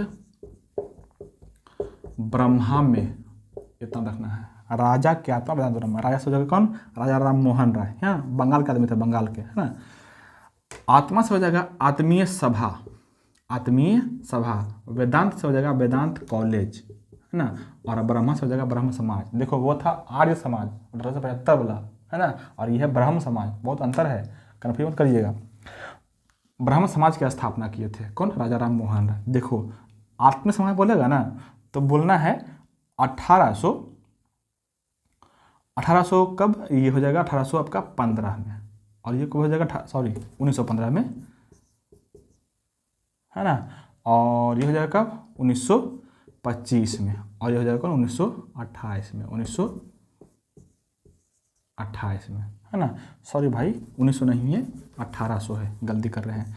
1815 में, 1825 में और 1828 में। इस ट्रिक से आप याद रखिएगा, है ना। अच्छा, कोई बात नहीं है, कभी कभी होता है गलती गलती नहीं बोलेंगे, गलती सुधार लेते हैं, जो नहीं आएगा नहीं बोलेंगे, ठीक है।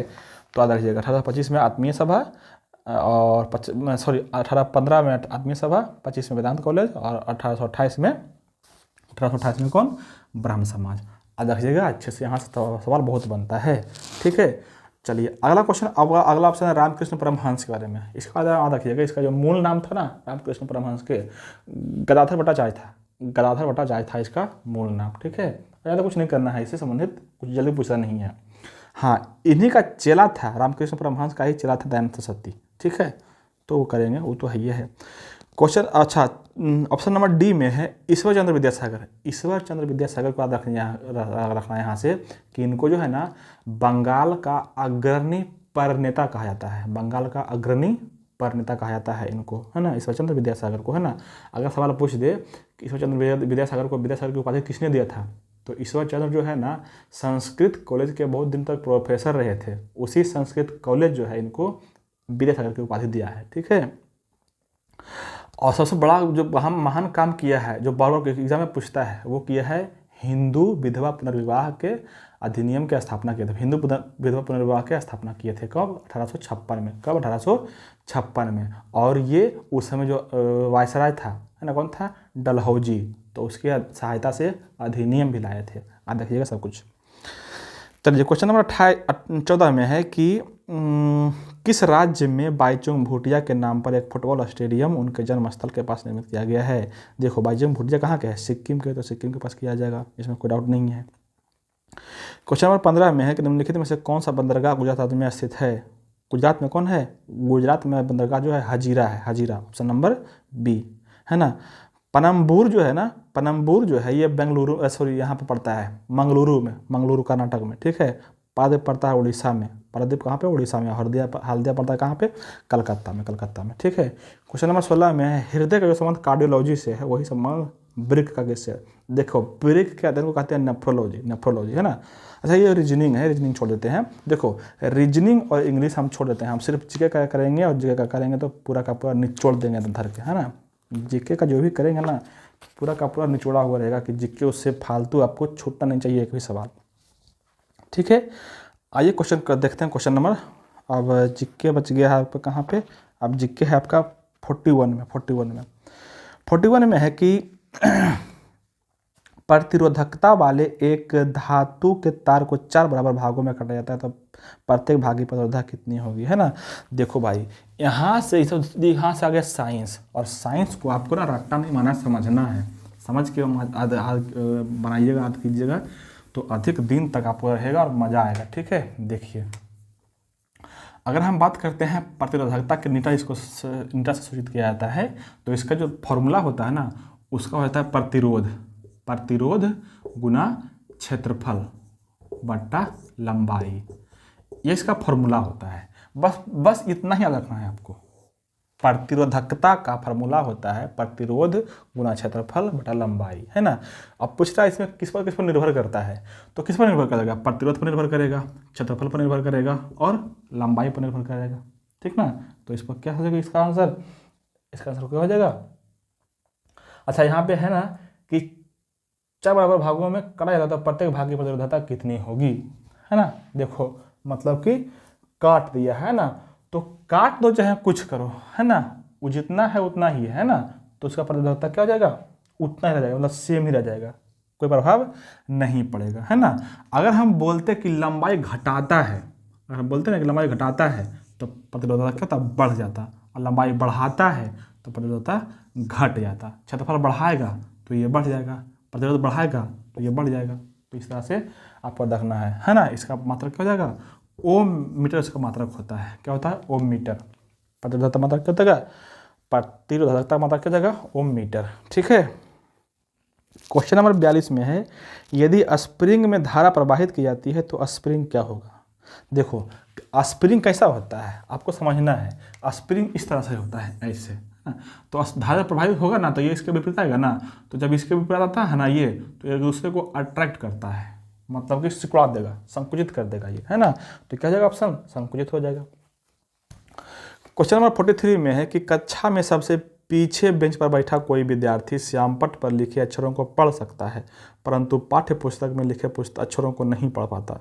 कौन सा कथन सही है? देखो, अगर दूर से दिख रहा है तो उसको दूरदृष्टि दोष है, समझ ना, दूर से दिख रहा है ना तो उसको दूरदृष्टि दोष है। दूरदृष्टि दोष में दूर का वस्तु दिखाई देता है जबकि निकट का दिखाई नहीं देता है। तो दूर से पीछे बैठा है, दूर से बोर्ड दिखाई दे रहा है तो उसको दूर का दिखाई दे रहा है, निकट का दिखाई नहीं दे रहा है, मतलब कि क्या है, दूरदृष्टि दोष है ना। तो इसमें ऑप्शन ढूंढना, देखो ऑप्शन नंबर फर्स्ट में है कि विद्यार्थियों के नेत्र का निकट बिंदु से दूर हो गया। सही बात है, निकट बिंदु से दूर हो गया, इसलिए दिखाई नहीं दे रहा है निकट वस्तु, है ना। तो इसका आंसर क्या हो जाएगा? यही हो जाएगा ऑप्शन नंबर 1। ठीक है। अगर सवाल पूछे कि दूरदृष्टि दोष को किस किस लेंस से दूर किया जाता है तो रखना दू उत्तल, क्या दू से उत्तल, दूरदृष्टि दोष को कैसे ठीक करेंगे? उत्तल लेंस से। और अगर निकट दृष्टि दोष को दूर कैसे करेंगे? तो अवतल लेंस, है ना। अगर बोलेगा कि जरा दूरदृष्टा, जिसको बोलते हैं जरा दूरदृष्टा था, उसको बोलते हैं प्रेस बायोपिया, को कैसे ठीक करेंगे? तो हो जाएगा कौन? Bifocal lens, bifocal lens. ठीक है, चलिए। और एस्टिग्मेटिज्म में किसको बोलेंगे? एस्टिग्मेटिज्म में ठीक है, सिलेंड्रिकल लेंस से। ठीक है, चलिए। क्वेश्चन नंबर 44 में है कि निम्नलिखित में से कौन सा आर्किमिडीज के सिद्धांत पर आधारित नहीं है? ये नहीं है पूछ रहा है, तो नहीं हो जाएगा कौन? इसमें हो जाएगा इसका answer lactometer, option number D. Lactometer का आर्किमिडीज सिद्धांत से कोई वास्ता नहीं है ना। क्या होता है आर्किमिडीज सिद्धांत? सुनिए, देखिए, आर्किमिडीज सिद्धांत कहता है ना कि किसी भी तरल में किसी वस्तु को डुबा दिए तो वस्तु के वजन में, भार में आभासी कमी आ जाएगी, और ये कमी उतना होगा जितना वो वस्तु जो है द्रव को विस्थापित करता है ना। ये है आर्किमिडीज सिद्धांत। बाकी तीनों पर फॉलो करता है, क्योंकि देखो सब पानी वाला काम कर रहा है। जहाज और पनडुब्बी डिजाइनिंग, वो किस तरह से डिजाइन करता है, कितना पानी वहाँ से हटाएगा, तो डिपेंड करेगा किस पर? आर्किमिडीज पर। दूसरा है हवाई जहाज के पंखों की डिजाइनिंग। हवाई जहाज जो पंखा हवा में उड़ता है वो भी क्या है? हवा भी क्या है? जितना दूर तक उसको हटाता है उसका क्या करेगा? वजन को ऊपर करेगा, है ना। और तीसरा है हाइड्रोमीटर। हाइड्रोमीटर भी पानी को भी अति करता, इंडिकेट करता है। ठीक हो जाएगा, तीनों हो जाएगा, मतलब नहीं कौन होगा? इलेक्ट्रोमीटर। क्वेश्चन नंबर 45 में है कि गुरुत्वाकर्षण के नियम में गुरुत्वाकर्षण बल क्या है ना। देखो, गुरुत्वाकर्षण के नियम में दुनिया का कोई भी वस्तु है, अगर उसमें द्रव्यमान है तो एक दूसरे को अट्रैक्ट करेगा, आकर्षित करेगा। जैसे मान लो कि यहाँ पे एक वस्तु ये है और एक वस्तु ये है, दोनों को है ना, तो ये दोनों एक दूसरे को क्या करता है? आकर्षित करता ही है। गुरुत्वाकर्षण यही कहता है ना। हाँ, छोटा वस्तु है, मास कम है, तो अट्रैक्शन पावर कम होता है ना। अगर पूछ दे गुरुत्वाकर्षण कितना होता है, हाँ, दो वस्तुओं के बीच गुरुत्वाकर्षण कितना होता है, तो इसका फॉर्मूला क्या है? गुरुत्वाकर्षण फोर्स का वैल्यू कितना होता है? Gm1 m2/r²। ये फॉर्मूला होता है गुरुत्वाकर्षण बल का, है ना। मतलब कि दो वस्तुओं का मास है m1 और m2, और r क्या है? उसके बीच की दूरी है ना। और g क्या है? कांस्टेंट नियतांक है, इसको बोलते हैं ग्रेविटेशनल कांस्टेंट नियतांक। या तो हो गया फोर्स, गुरुत्वाकर्षण बल। g का मान कितना होता है? कांस्टेंट है तो इसका होता है 6.67 × 10⁻11 न्यूटन मीटर स्क्वायर प्रति केजी स्क्वायर। मीटर स्क्वायर प्रति केजी स्क्वायर, न्यूटन मीटर प्रति केजी स्क्वायर। तो याद रखना है, यहाँ से ये सवाल बनता है। ठीक है, चलिए। क्वेश्चन नंबर 46 में है कि मानव आँखों में निकट दृष्टि दोष को क्या कहा जाता है? देखो, निकट दृष्टि दोष को कहते हैं मायोपिया। ऑप्शन नंबर 1 में जो है, जो दूरदृष्टि दोष है उसको बोलते हैं हाइपरमेट्रोपिया। ठीक है, और ऑप्शन जो डी में दिया हुआ है प्रेस बायोपिया, उसको बोलते हैं जरा दूरदृष्टता, जरा दूरदृष्टता, है ना। तो देख सके, एक होता है एस्टिग्मेटिज्म। एस्टिग्मेटिज्म को बोलते हैं अबिंदुकता। उसे को कैसे ठीक करते हैं? सिलेंड्रिकल लेंस से। प्रेस बायोपिया को कैसे ठीक करते हैं? बाईफोकल लेंस से। प्रेस बायोपिया को कैसे ठीक करेंगे? बाईफोकल लेंस से। दूरदृष्टि दोष को उत्तल से, और निकट को अवतल से ठीक करेंगे। ठीक है, चलिए आइए। क्वेश्चन नंबर 47 में है कि सूर्योदय या सूर्यास्त के समय सूर्य का रंग लाल दिखाई देता है ना, किस कारण से? देखो, इसमें जो ऑप्शन होगा वो होगा क्या? बड़ी तरंगदैर्घ्य का प्रकाश कम प्रकीर्णित होता है। ये सही बात है। ऑप्शन नंबर क्या हो जाएगा? 1। ऑप्शन नंबर हो जाएगा 1 इसका आंसर। 1 सेकेंड। छोटी तरंगदैर्घ्य का प्रकाश अधिक प्रकीर्णन होता है। छोटी तरंग, देखो इसमें तो बड़ा कथी कर दिया है।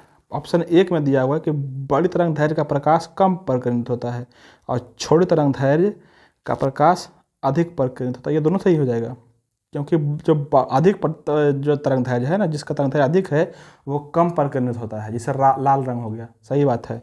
और ये ऑप्शन डी में दिया होगा, छोटी तरंगदैर्घ्य का प्रकाश अधिक परिकिरणित होता है, सही बात है, ये दोनों सही है ना, दोनों सही हो जाएगा। ठीक है, ऑप्शन दिए सही से नहीं दिया है, इसमें कुछ कम या अधिक एक उल्टा करना चाहिए। ठीक है, अब यहाँ पे देखिए, यहाँ पे बताएंगे हम कुछ बात आपको जो आपको रखना है। यहाँ पे अगर सुन ली सही से ना तो कभी भी आपका ज़िंदगी में क्वेश्चन नहीं छूटेगा इसमें, है ना। सुनिए क्या बात है, देखो जब भी आपको कहीं पे दिखे लाल दिखे, पीला दिखे, काला दिखे, सफ़ेद दिखे, मतलब कि रंग दिखे, है ना, लाल पीला काला सफ़ेद, तो ऐसे जो इसका जो कारण होता है वो होता है प्रकीर्णन। कौन होता है? प्रकीर्णन। इसको बोलते हैं स्कैटरिंग, स्कैटरिंग बोलते हैं इसको, है ना। जैसे सूर्योदय या सूर्यास्त के समय सूर्य का लाल दिखाई देना, किसके कारण से? प्रकीर्णन के कारण से, है ना। यहाँ पे जो पीला बोले हैं वो पीला कहाँ पे होता है? अच्छा काला देख लेते हैं पहले। अंतरिक्ष से सॉरी हाँ, अंतरिक्ष से आकाश की ओर देखने पर दिखा देता है कैसा? काला। तो किस कारण से? प्रकीर्णन के कारण से, है ना। दिन के समय, दिन में दोपहर में सूर्य सफेद दिखाई देता है, किस कारण से? तो प्रकीर्णन के कारण से, है ना। तो ये सारे कारण जितने भी रंग वाले आते हैं ना आपको, सारे हो जाएंगे किस में? इसी में, है ना। हाँ इसी में हो जाएगा, किसका कारण हो जाएगा? प्रकीर्णन का। ठीक है, यहाँ सवाल हो गया। अब देखिए आगे अगर आपसे पूछे ये रहे अपवर्तन, अपवर्तन इसका एग्जाम्पल कौन सा रहेगा? तो इसका एग्जाम्पल रहेगा ना, जहाँ भी दिखेगा ना आपको कि सघन माध्यम से बेल माध्यम या बेल माध्यम से सघन माध्यम में जा रहा है प्रकाश, है ना, तो वहाँ पे कहा जाएगा अपवर्तन। जैसे तारे का टिमटिमाना, ये क्या है? अपवर्तन का एग्जाम्पल। दूसरा है पानी में अगर सिक्का डाला हुआ है, बाल्टी में सिक्का का ऊपर उठा हुआ दिखाई देना, बाल्टी में छड़ी, पानी में छड़ी का मुड़ा हुआ दिखाई देना, है ना। सिक्का का, बाल्टी का पेंदी उठा हुआ प्रतीत होना, ये सारे किसका एग्जाम्पल है? अपवर्तन का, है ना। इसी से संबंधित एग्जाम्पल है कि सूर्योदय से पहले और सूर्यास्त के बाद दिखाई देना, लाल प्रहार नहीं है, दिखाई देना, तो जगह अपवर्तन। और रहेगा सूर्योदय और सूर्यास्त का समय लाल दिखाई देना सूर्य का, तो ये कौन? प्रकीर्णन। आप देखिए दोनों अंतर है। ठीक है, अगर आपसे कहीं पे रहे रंगीन के बाद, किसके बाद? रंगीन के बाद। जैसे पानी के बूंद पर तेल रंगीन क्यों दिखता है, साबुन का बुलबुला रंगीन क्यों दिखता है, तो रंगीन जहाँ पे रहेगा ना, आप देखना व्यतिकरण उसका एग्जाम्पल हो जाएगा। किसका आंसर होता है रंगीन? व्यतिकरण से। ठीक है, और एक सवाल और लेते हैं, एक है चमकना।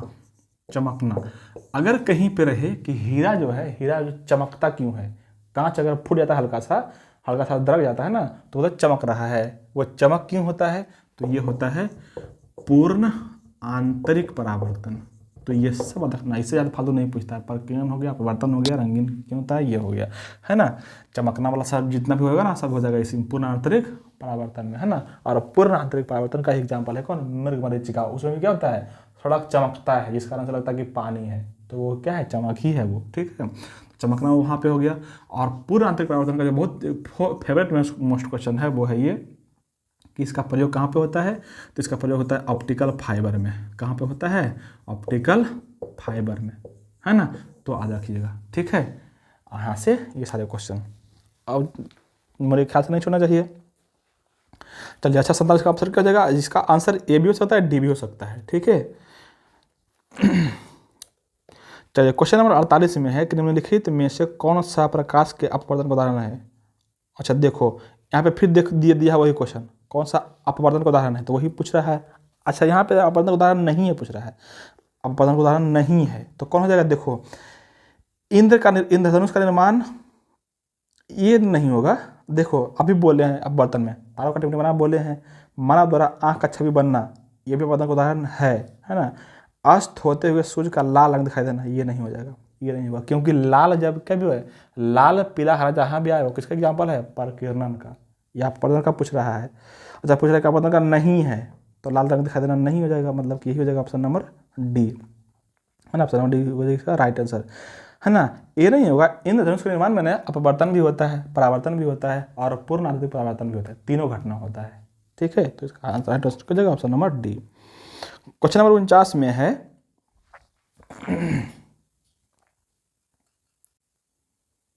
क्वेश्चन नंबर 49 में है कि ध्वनि की गति भी और माध्यम का घनत्व p के मध्य यह रिश्ता है, मतलब यह रिश्ता क्या कहलाता है, तेवी सीरियल बोला है ना।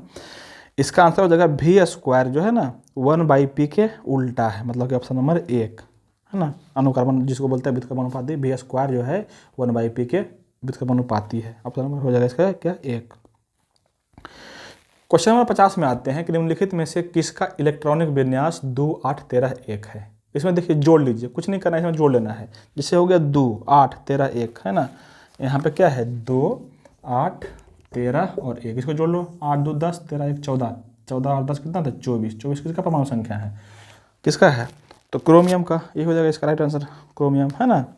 ये क्या दिखाता है, इलेक्ट्रॉनिक विन्यास जो है दिखाता है परमाणु संख्या को कुल मिला के, है ना। हम लिखते हैं कैसे, आपको पता है ना, इलेक्ट्रॉनिक विन्यास कैसे लिखाता है, जितना भी परमाणु संख्या होता है ना उसको K L M N कक्षा में बांट देते हैं, K L M N कक्षा में बांट देते हैं। तो पहला कक्षा में कितना है 2, दूसरा कक्षा में कितना है 8, तीसरा कक्षा में कितना है 13 और चौथा कक्षा में कितना है 1। ये क्या है, कुल मिला के परमाणु संख्या ही तो है। इसमें क्या नहीं करता, लास्ट में जो रहता है ना, लास्ट कक्षा में जो लास्ट कक्षा में रहता है इलेक्ट्रॉन, उसको बोलते हैं वैलेंसी, उसको बोलते हैं क्या, वैलेंसी इलेक्ट्रॉन। और रखिएगा, ठीक है। चलिए नेक्स्ट क्वेश्चन जो है वो है क्वेश्चन नंबर 51 में कि भारत के उत्तर पूर्वी भाग में की जाने वाली स्थानांतरणीय कृषि को क्या कहते हैं। अच्छा, क्या रूप है एक, है ना। देखो जो उत्तर पूर्वी में कृषि होता है ना, स्थानांतरित कृषि, उसको बोलता है झूमिंग कृषि, उसको बोलते हैं क्या, झूमिंग कृषि या झूम कृषि, झूम कृषि याद रखिएगा, है ना। इसी तरह के कृषि है। ये क्या होता है झूम कृषि, झूम कृषि होता है ना कि वन को काट के 1-2 साल तक वहाँ पे अथी फसल उगाए और फिर क्या होता है ऊसर हो जाता है, उस पर नहीं होता है ना फसल सही से, तो फिर अगला बार काटते हैं वन को और फिर वहाँ लगाते हैं, इसी को बोला जाता है स्थानांतरित कृषि, है ना। पूर्वोत्तर भारत में इसको बोलते हैं झूम कृषि, है ना। यही इसी प्रथा को अगर बोले हिमालय क्षेत्र में तो उसको बोला जाता है खील, क्या बोलते हैं उसको, खील। और इसी प्रथा को वेस्टर्न घाट में, मतलब पश्चिमी घाट में बोला जाता है कुमारी, है ना, कुमारी, ठीक है। तो आधा से यही सब बात। क्वेश्चन नंबर 52 में है कि धूपगढ़ की पहाड़ियाँ किस राज्य में स्थित है ना। देखो धूपगढ़ के पहाड़ी जो है ना वो मध्य प्रदेश में है। धूपगढ़ की पहाड़ी कहाँ पे है, मध्य प्रदेश में, है ना। धूपगढ़ की पहाड़ी कहाँ पे, मध्य प्रदेश में है, ठीक है।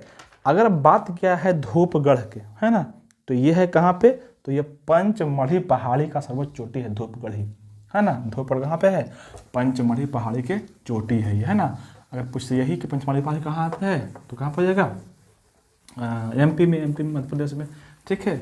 अच्छा ये सब जो है धूपगढ़ ही हो गया, पंचमढ़ी हो गया, है ना, ये सब किसका भाग है, तो ये जो है ना ये सारे जो है ये आपका हो जाएगा किसका, सतपुड़ा श्रेणी का भाग, किसका है, सतपुड़ा श्रेणी का भाग है। देखिए अब जब इसका बात आया है सतपुड़ा के, तो सतपुड़ा बारे में पूरा थोड़ा सा कर लेते जानकारी। देखो सतपुड़ा को जो है ना यहाँ पे 3 पहाड़ है, सतपुड़ा श्रेणी में सब मिला के 3 पहाड़ी है ना। जो सबसे पूर्व में है उसको बोलते हैं मैकाल पठार या मैकाल पहाड़ी, है ना। जो बीच में है उसको बोलते हैं, जो बीच में है ना उसको बोलते हैं महादेव पहाड़ी, है ना। और ये हो गया कौन, महादेव की पहाड़ी। और जो सबसे लास्ट में है, सॉरी पश्चिम में है, ये हो गया मध्य में, सतपुड़ा के मध्य में महादेव, पूर्व में मैकाल। और जो पश्चिम सबसे पश्चिम में है उसको बोलता है राजपिल्ला पहाड़ी। इसका नाम क्या है, राजपिल्ला पहाड़ी, है ना, राजपिल्ला पहाड़ी, ठीक है। अब यहाँ सवाल बनता है ना कि मैकाल का जो सबसे ऊंचा चोटी है, सर्वोच्च चोटी, वो है अमरकंटक। ये बात आपको अच्छे से याद रखना है। अमरकंटक का कुछ हिस्सा पड़ता है आपको एमपी में और कुछ हिस्सा पड़ता है छत्तीसगढ़ में, है ना, ठीक है, अमरकंटक का, ठीक है। और हिस्सा राजस्थान में भी पड़ता है, ठीक है। तो यहाँ से बात करते हैं ना कि अमरकंटक से 3 गो नदी निकलता है ना। पश्चिम से निकलता है नर्मदा, सुनता ना, पश्चिम से निकलता है कौन, नर्मदा। और दक्षिण से निकलता है महानदी, दक्षिण से कौन, महानदी। और उत्तर से निकलता है सोन का उद्गम स्थल कौन, अमरकंटक। तो यहाँ से ये सारी बातें आपको याद रखना है, ठीक है। अब बढ़ते हैं क्वेश्चन नंबर 53 पर। क्वेश्चन नंबर 53 में है कि ककोलत जलप्रपात बिहार के किस जिला में है। ये तो फेमस है, ककोलत कहाँ पे है, नवादा में है ना, नवादा डिस्ट्रिक्ट में है। क्वेश्चन नंबर 54 में है कि मारे गए गुलफाम बिहार के किस साहित्यकार की रचना है। मतलब कि मारे गए गुलफाम बिहार के किस बुक है ये, है ना, ये है ना फणीश्वरनाथ रेणु जी का है, फणीश्वरनाथ रेणु का। हाँ, आपको कोई लड़का बोल समझ रहा है ना कि फणीश्वरनाथ रेणु जो है महिला है, नहीं महिला नहीं, पुरुष ही है वो, है ना। अच्छा, इनका बहुत फेमस बुक है मैला आंचल। फणीश्वरनाथ रेणु का एक और बुक है, कौन, एक तो यही हो गया मारे गए गुलफाम, एक और कौन, फणीश्वरनाथ रेणु, ये भी इन्हीं का बुक का नाम है ना। एक और बुक है ना, आदिम रात्रि की प्रहरी, आदिम रात्रि की प्रहरी, ये भी इसी के बुक का नाम है, फणीश्वरनाथ रेणु का ही, है ना, फणीश्वरनाथ। एक और कौन है, कितने चौराहे, कितने चौराहे भी इन्हीं के बुक का नाम है, ठीक है, याद रखिएगा ये सब, कितने चौराहे भी इन्हीं के बुक का नाम है। एक और है परती परिकथा, बहुत फेमस बुक है ये, जितना वो बोले है ना, है तो बहुत सारे बुक, लेकिन ये सब बहुत आगे है, बहुत बार पूछा वो क्वेश्चन है ये सब सारा, है ना।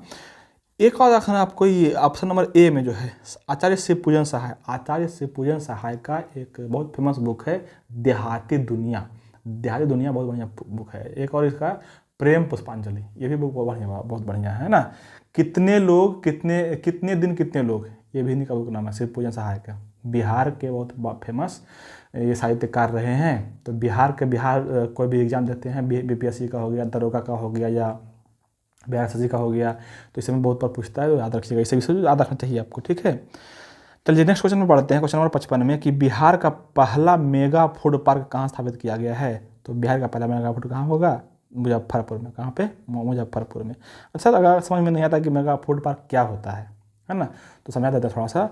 मेगा फूड पार्क जो होता है ना, ये सरकार का खाद्य मंत्रालय का, कृषि एवं खाद्य मंत्रालय का किसान से सीधे कॉन्टैक्ट करने का एक तरीका है। कैसे, कृषि एवं खाद्य मंत्रालय जो है ना, इस तरह की एक संस्था बनाया है जिसको बोलते हैं मेगा फूड पार्क, है ना। और किसी शहर में या किसी क्षेत्र में क्या है, उसका स्थापना कर दिया गया। वहाँ पे क्या होगा, किसान वहाँ पे अपना जो है अन्न बेच सकते हैं और जमा कर सकते हैं, और जब भी जरूरत पड़ेगा तो वहीं से किसान सरकार जो है गाँव में जहाँ जरूरत पड़ेगी वहाँ पे उसका पूर्ति कर सकता है ना।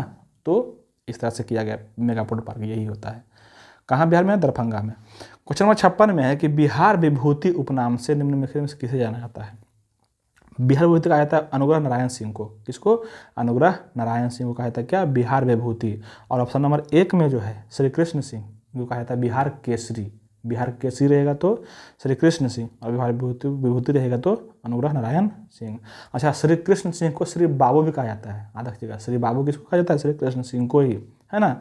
श्री कृष्ण सिंह जो है भारत के नहीं, सॉरी, बिहार के पहला मुख्यमंत्री थे, है ना।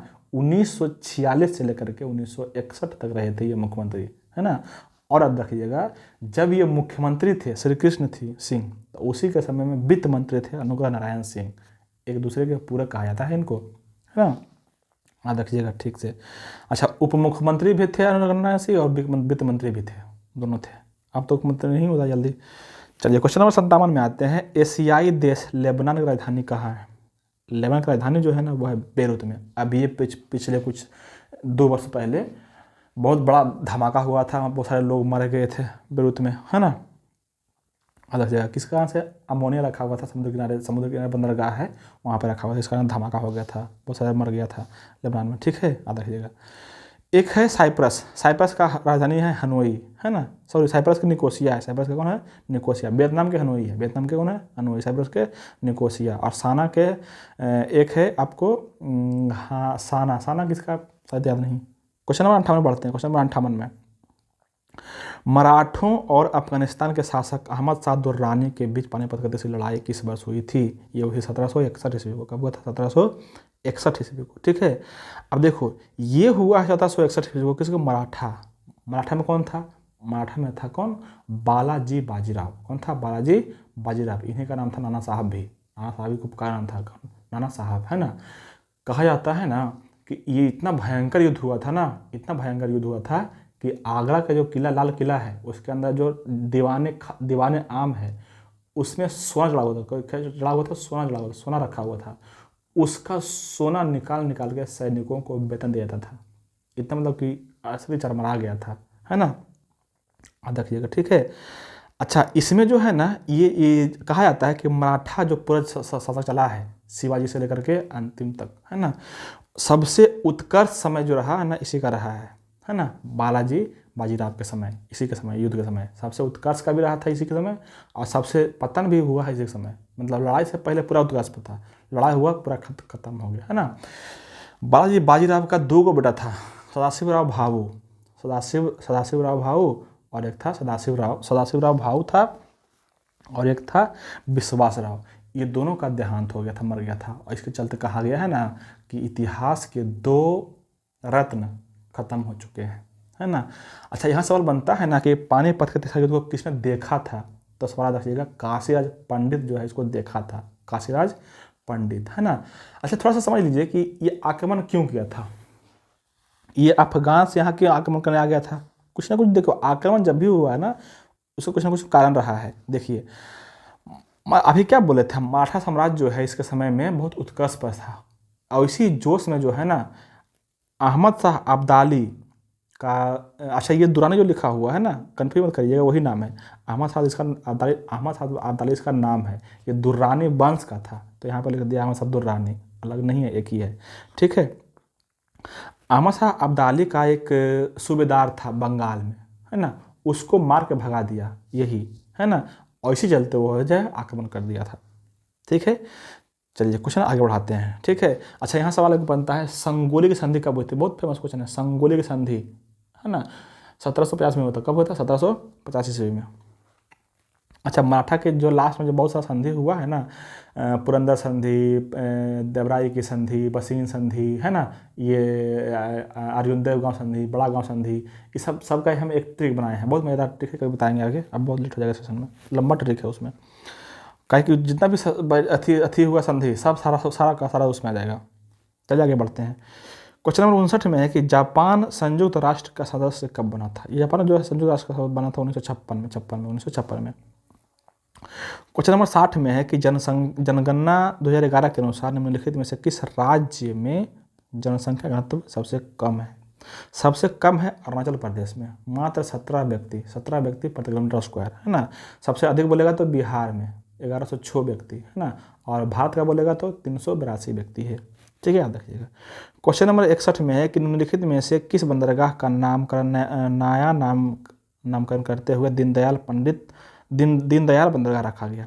इसका रखा गया है कांडला के, कांडला गुजरात में तो बंदरगाह है कांडला, उसका नाम बदल दिया गया है, कर दिया गया है दीनदयाल के नाम पर, ठीक है। तूतीकोरिन तमिलनाडु में है, कोच्चिन तो कोच्चिन में है, कामराज भी कहाँ पे है, चेन्नई में, कामराज कहाँ पे है, चेन्नई में है, ठीक है, बंदरगाह। क्वेश्चन नंबर 62 में है कि 1939 में फॉरवर्ड ब्लॉक की स्थापना किसने किया था, तो इसका याद रखिएगा, ये तो जनरल क्वेश्चन है, कौन क्या था, जवाहरलाल, सॉरी क्या बोल रहे हैं, सुभाष चंद्र बोस किए थे, सुभाष चंद्र बोस किए थे, ठीक है। क्वेश्चन नंबर 63 में है कि निम्नलिखित में से कौन सा अनुच्छेद संपत्ति के अधिकार से संबंधित है। देखो भाई, अनुच्छेद 19 के एफ में एक अधिकार था संपत्ति का अधिकार, जो मौलिक अधिकार था, है ना। 44वें संविधान संशोधन में इसी को हटा करके कर दिया गया 301 में, तो यही है 301 हो जाएगा राइट आंसर। क्वेश्चन नंबर 64 में है कि मिश्रित कृषि की मुख्य विशेषता क्या है। मिश्रित कृषि का मुख्य विशेषता है ना कि एक ही खेत में एक से अधिक फसल को उपजाओ, है ना। कहाँ पे ऑप्शन है, ऑप्शन नंबर बी में है कि एक ही खेत में एक से अधिक फसल को उपजाना कहलाता है मिश्रित कृषि, ठीक है। एक खेत में सरसों लगा दिए, गेहूँ लगा दिए, चना लगा दिए, सब कुछ लगा दिए, है ना, तो इसको बोलते हैं मिश्रित कृषि। क्वेश्चन नंबर 65 में है कि कौन सा देश ओपेक का सदस्य नहीं है, है ना। ओपेक का सदस्य नहीं है ना, तो इसका आंसर हो जाएगा केनिया। क्या हो जाएगा आंसर, केनिया। अगर हम बात करते हैं ओपेक के, तो ओपेक की स्थापना हुआ था 1960 में। कब हुआ था, 1960 में। इराक की राजधानी बगदाद में इसका स्थापना हुआ था 1960 ईस्वी में, है ना। अगर हम बोले इसमें सदस्य संख्या कौन कितना है, तो सदस्य संख्या ओपेक मतलब कितना है, 11, है ना। क्या होता है ओपेक, ओ से देखो क्या होता है ओपेक होता है organization of petroleum and petroleum exporting countries, organization of petroleum exporting countries होता है ना। मतलब कि जिस देश में पेट्रोलियम होता है ना, वहाँ उस सब को एक ग्रुप बनाया हुआ है। कौन कौन देश शामिल है इसमें, अगर ऐसे सवाल पूछे तो आप देखिए, सुनिए कौन कौन से शामिल है। सबसे पहले देखना यहाँ पे आ जाओ, इराक, ईरान, सऊदी अरब, संयुक्त अरब अमीरात, और एक हो गया कौन, कुवैत, कुवैत। हाँ 5 हो गया। आगे आइए, आगे में आपका याद रखना है क्या, अल्जीरिया, नाइजीरिया, एक हो गया कौन, अल्जीरिया, नाइजीरिया, और एक बच गया आपका कौन, कहाँ गया भाई,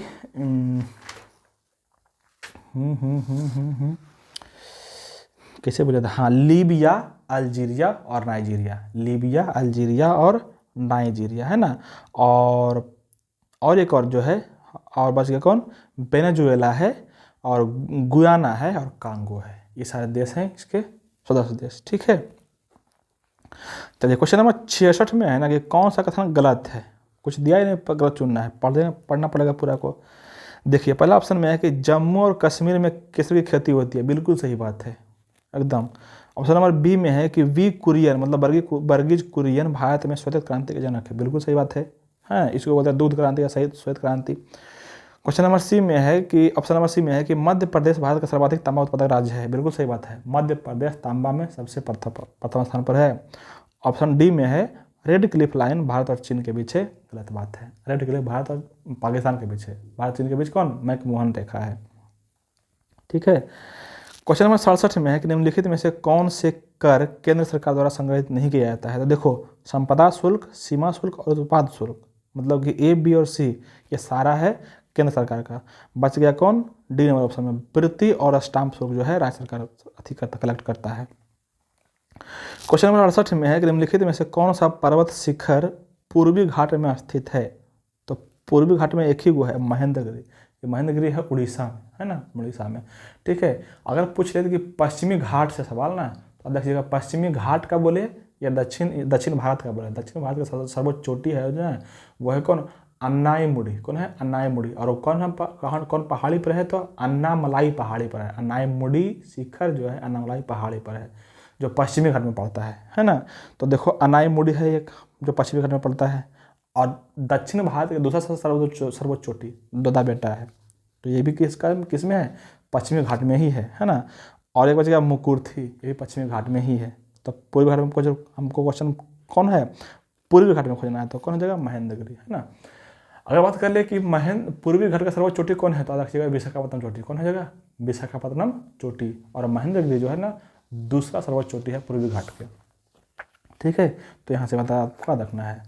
ये हो गया 68। क्वेश्चन नंबर 69, क्वेश्चन नंबर 69 में है कि भारत के संविधान के निम्नलिखित में से किस अनुच्छेद में संसद के दोनों सदनों की संयुक्त बैठक का प्रावधान किया गया है। देखिए अनुच्छेद 108 में किया गया है संयुक्त बैठक का प्रावधान, है ना। अगर पूछे संयुक्त बैठक कौन बुलाता है, तो संयुक्त बैठक बुलाता है राष्ट्रपति, लेकिन उसकी अध्यक्षता कौन करता है, तो लोकसभा के अध्यक्ष करता है अध्यक्षता। अनुच्छेद 160 में कहा गया है, ठीक है।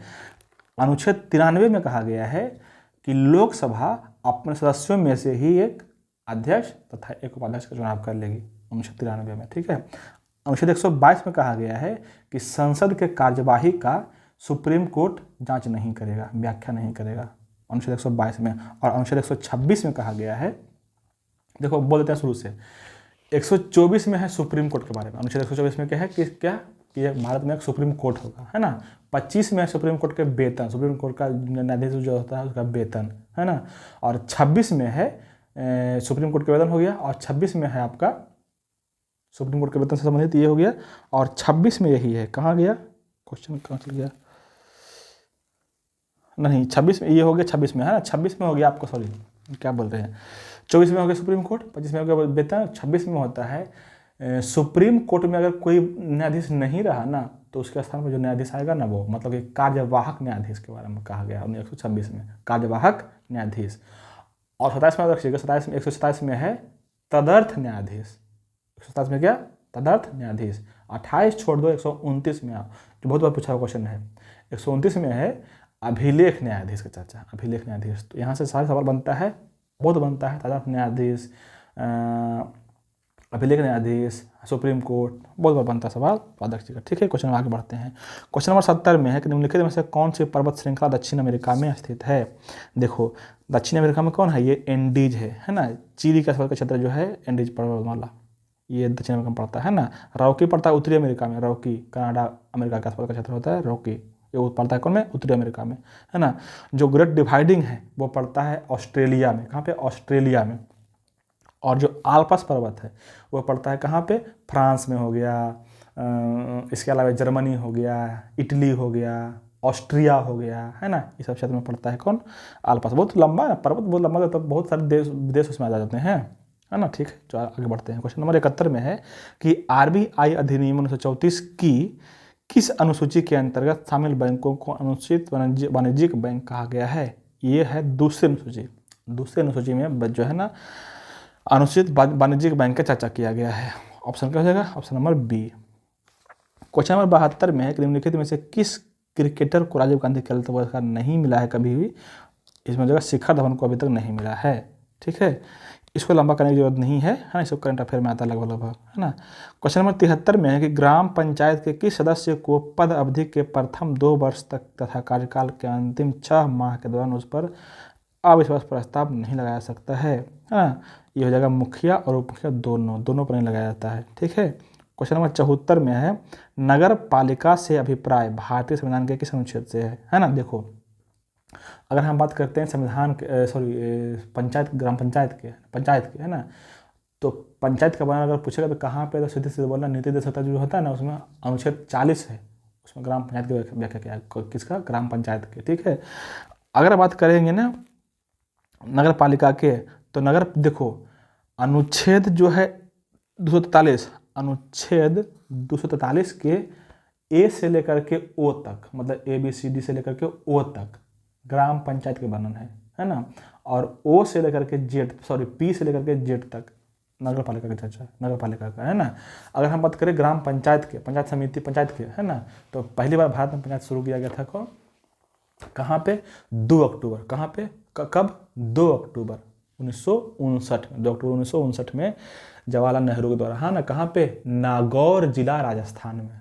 दूसरा बार कहाँ किया गया था, तो 11 अक्टूबर 1959 को महबूब नगर जिला है आंध्र प्रदेश में। आप देखिएगा दोनों बार। ठीक है, अच्छा ये किस कारण से किया गया था, तो 1957 में एक समिति बनी थी जिसका नाम था बलवंत राय मेहता समिति। इसी के सिफारिश पर लाया गया था भारत में पहली बार पंचायती राज व्यवस्था। ठीक है, आप देखिएगा। और 1977 में इसी का संशोधन किया गया था पंचायती व्यवस्था का, और वो लाया गया था कौन, अशोक मेहता समिति। 1977 में कौन, अशोक मेहता समिति, है ना। और इसी समय आया है एक समिति और 1985 में, है ना, PLV समिति 85 में, है ना। 86 में आया है सिंधवी समिति, 86 में सिंधवी समिति, और 88 में आया है एक थोंगल समिति, 1988 में एक थोंगल समिति। जो सब सारा का सारा क्या है, पंचायती राज से संबंधित व्यवस्था है। ठीक है, सबको याद रखना है आपको अच्छे से। अगर हम बात करें पंचायती राज को थोड़ा सा बढ़ाते हैं ना, पंचायती राज भारत में कैसा होता है, त्रिस्तरीय होता है, हाँ, त्रिस्तरीय। स्टेट में रहेगा ना तो हो जाएगा, पहले हो जाएगा जिला पंचायत, फिर ब्लॉक पंचायत, और फिर हो जाएगा ग्राम पंचायत। जिला पंचायत, ब्लॉक पंचायत, ग्राम पंचायत। यही है जब महानगर में तो होता है नगर निगम, उसके बाद होता है नगर पंचायत, उसके बाद होता है नगर पालिका, है ना। नगर निगम, नगर पंचायत और नगर पालिका, ऐसे होता है तीन स्तरीय। ठीक है, चलिए आगे बढ़ते हैं। हाँ, तो इसका आंसर क्या हो जाएगा, ए नंबर हो जाएगा ऑप्शन। नगर पालिका कहाँ से है, 243 के पी से जी तक, और ए से पी ओ तक क्या है, ग्राम पंचायत के बारे में, है ना। चलिए नेक्स्ट में है क्वेश्चन नंबर 75 में कि बांग्लादेश किस वर्ष तक पाकिस्तान का हिस्सा रहा था। तो रहा था कब तक, 71 तक। 71 में आज़ाद हो गया था, बांग्लादेश अलग राज्य बन गया था। ठीक है, चलिए क्वेश्चन नंबर 76 में आते हैं कि निम्नलिखित में से कौन सी नदी घाघरा नदी की सहायक नदी है। बोल रहा है घाघरा का सहायक नदी कौन है, तो घाघरा की सहायक नदी है राप्ती। ऑप्शन नंबर 1 में जो है राप्ती। गोमती सवाल पूछता है कि गोमती जो है, गोमती के अच्छा यहाँ सवाल पूछता है ना कि लखनऊ जो है किस नदी किनारे बसा हुआ है, तो देखिए गोमती किनारे बसा हुआ, कौन से, गोमती किनारे। ठीक है, सोन के बारे में पूछता है कि कहाँ इसका उद्गम स्थल कहाँ पे है, तो कहाँ पे जाएगा, अमरकंटक। गंगा में मिलता है कहाँ पे, पटना के आसपास, बीटा में, है ना। और यहाँ पर रखना कि यहाँ पे एक क्वेश्चन यहाँ पे और है क्या, कहाँ गया, हाँ, कोसी, कोसी बारे में क्या बताता है, कोसी पूछता है कि क्या उद्गम स्थल कहाँ पे, गोसाईनाथ पहाड़ी, गोसाईनाथ पहाड़ी नेपाल में पड़ता है, वहाँ पे इसका उद्गम स्थल है ना। वहाँ से करता है बिहार में, किस अथी से, किस डिस्ट्रिक्ट में, रोहतास से, रोहतास से एंट्री करता है बिहार में, है ना। कोसी को कहा जाता है क्या, बिहार का कहा जाता है शोक, बिहार का शोक, क्योंकि बार बार नदी रास्ता बदलता है। ठीक है, क्वेश्चन नंबर बढ़ते हैं आगे 77 में कि अशोक रुद्र व AS माने मॉडल पर आधारित कौन सा पंचवर्षीय योजना है। देखो, अशोक रुद्र और AS माने जो मॉडल है ना, वो है चौथी पंचवर्षीय योजना। कौन होगा, चौथी पंचवर्षीय योजना। अगर पूछे आपसे पाँचवीं, तो आप देखिएगा DP धर मॉडल, DP धर मॉडल किस पर है, पाँचवीं है ना। अगर पूछे छठी, तो आयात निर्यात मॉडल पर है, किस पर, आयात निर्यात मॉडल पर है छठी। अगर पूछे पहला, तो बोलना हेराल्ड डोमर मॉडल पर। अगर पूछे दूसरा, तो बोलना महालनोबिस मॉडल पर, महालनोबिस मॉडल पर। अगर पूछे तीसरा, तो बोलना सैंडी मॉडल पर, किस मॉडल पर, सैंडी मॉडल पर, है ना। तो इस तरह से 176 का आधा रखिएगा। ठीक है, क्वेश्चन नंबर 78 में है कि भारत की पहली पंचवर्षीय योजना का उद्देश्य क्या था। देखो, इसमें ऑप्शन सभी हो जाएगा। ऑप्शन नंबर डी, मतलब कि मुद्रास्फीति पर नियंत्रण रखना, मतलब, और दूसरा शरणार्थियों का पुनर्वास करना, और खाद्यान्न के मामलों में कम से कम संभव अवधि में आत्मनिर्भरता करना। सही, ये तीनों है। इसलिए ना कि पहली पंचवर्षीय योजना कब चला है, 1951 से 56 तक। उस समय हम लोग आज़ादी हुए थे, तो पूरा भखमरी था, और लोग इधर से उधर जा रहे थे, कोई इधर पाकिस्तान जा रहा है, कोई बांग्लादेश जा रहा है, कोई भारत में रह रहा है ना। तो पहले था क्या, मुद्रा पर कंट्रोल करना। तो ऑप्शन नंबर वही दिया फर्स्ट में कि मुद्रास्फीति पर नियंत्रण करना। दूसरा शरणार्थियों का पुनर्वास, मतलब कि कोई पाकिस्तान जा रहा है, कोई भारत आ रहा है, कोई बांग्लादेश जा रहा है, तो इस तरह शरणार्थियों का पुनर्वास भी सही था। और दूसरा खाद्यान्न बहुत कम था, खाद्यान्न के बहुत कम ही था, है ना। तो इसका भी फोकस किया गया था। सब हो जाएगा इसका आंसर, है ना। अगर बात करें पंचवर्षीय योजना की, तो कहाँ से लाया गया था, ये लाया गया था रूस से लिया गया हमारे संविधान में, है ना। याद रखिएगा पंचवर्षीय योजना को। नेक्स्ट में क्वेश्चन है कि कहाँ गया, हाँ, क्वेश्चन नंबर 79 में है कि हाल ही में यूनेस्को की विश्व विरासत सूची में शामिल होने वाला 42वां भारतीय स्थल कौन है। देखो, तो हाल ही में जो 42वां है ना, वो है आपका होयसल मंदिर, है ना। 42वां कौन है, होयसल मंदिर, है ना। होयसल और हेलेबीड, ये दोनों 42वें इसी के अंदर आता है। ठीक है, याद रखिएगा, 2023 में शामिल किया गया है इसको। ठीक है, अगर पूछे, ये हो गया कौन, 42वां। अगर पूछे आपसे 41वां, तो ऑप्शन नंबर 1 में जो है ना शांति निकेतन, वो है 41वां कौन, शांति निकेतन। ये भी 2023 में शामिल किया गया है। हाँ, अगर पूछे 40वां किया गया 2021 में, 22 में कुछ नहीं हुआ था, 21 में धौलावीरा जो पता है ना, ये कहाँ पे, गुजरात में, वो है धौलावीरा। ठीक है, 40वां। अगर बात करें 39वां का, तो 40वां में यही ऑप्शन नंबर जो सी दिया हुआ ना आपका, काकतीय रुद्रेश्वर मंदिर, वो 39वां है ना। ये भी 2021 में ही हुआ है ना। और एक हुआ 2020 में जयपुर शहर, ये 38वां यूनेस्को शहर है। ठीक है, चलिए आगे आते हैं। मतलब कि अब तक कितना है भारत का पास यूनेस्को शहर, 42 को। ठीक है, अच्छा, इसका ऑप्शन सेट नंबर फर्स्ट में देखिएगा, मतलब कि शुरू कब किया गया यूनेस्को में शामिल करना, 1983 से। 83 से लेकर के 87 तक हम बताए, बहुत मज़ेदार ट्रिक, उसमें सारा का सारा आ जाएगा। आप देखिए, वहाँ जाकर देख लीजिएगा, सेट नंबर 1 का डिस्कशन, बहुत मजा आएगा, आपको ट्रिक बताए हैं। चलिए नेक्स्ट में क्वेश्चन नंबर 80 में है कि ऑस्कर पुरस्कार 2023 में सर्वश्रेष्ठ अभिनेता का अवार्ड किसको मिला है। तो ये मिला है ब्रेंडन फ्रेजर। देखो, इस करंट अफेयर्स को ज़्यादा नहीं करेंगे, क्योंकि करंट अफेयर बार बार चेंज होते रहता है। ठीक है, इसलिए क्वेश्चन नंबर 81 में है कि भारत की पहली क्षेत्रीय AI, मतलब कि AI मतलब होता क्या, आर्टिफिशियल इंटेलिजेंस न्यूज एंकर लीसा को कहाँ लॉन्च किया गया। ये किया गया है उड़ीसा में किया गया है। ठीक है, क्वेश्चन नंबर 82 में है कि किस राज्य सरकार ने महिलाओं के लिए लाडली बहन योजना शुरू किया। इसका मध्य प्रदेश में भी चुनाव हुआ, इसका ये इतना ना व्यथी चर्चा हुआ है ना, कुछ कहे नहीं, मध्य प्रदेश में इसका जगह राष्ट्र सब लाडली बहन योजना। ठीक है, क्वेश्चन नंबर 83 में है कि 111वें स्थापना दिवस, मतलब कि बिहार दिवस 2023 का थीम पूछ रहा है ना। बिहार दिवस मनाया जाता है कब, 22 मार्च को, है ना। इसका थीम था युवा शक्ति बिहार की प्रगति, युवा शक्ति बिहार की प्रगति। ठीक है, क्वेश्चन नंबर 84 में है कि भारत के राष्ट्रीय चिकित्सक दिवस किसके सम्मान में मनाया जाता है। देखिए, भारत राष्ट्रीय चिकित्सक दिवस जो मनाया जाता है ना, बनाया जाता है विधान चंद्र राय के किसके जन्म दिवस पर? विधान चंद्र राय के जन्म दिवस पर। अगर बात करें विधान चंद्र राय की ने, तो 1961 ईस्वी में इनको मिला है क्या? भारत रत्न। क्या मिला है? भारत रत्न। कभी मौका मिलेगा ना तो मेरा एक वीडियो बनाया होगा भारत रत्न का, एक साथी वीडियो बहुत मज़ेदार है, एकदम पूरा का पूरा ट्रिक्स बनाए हैं, आपको देख के मज़ा आ जाएगा, याद हो जाएगा, आप जरूर उसको देखिएगा, ठीक है। इनको मिला है 1961 में भारत रत्न विधान चंद्र राय को। वो हम आप बताएं हैं, ट्रिक बताए हैं क्या?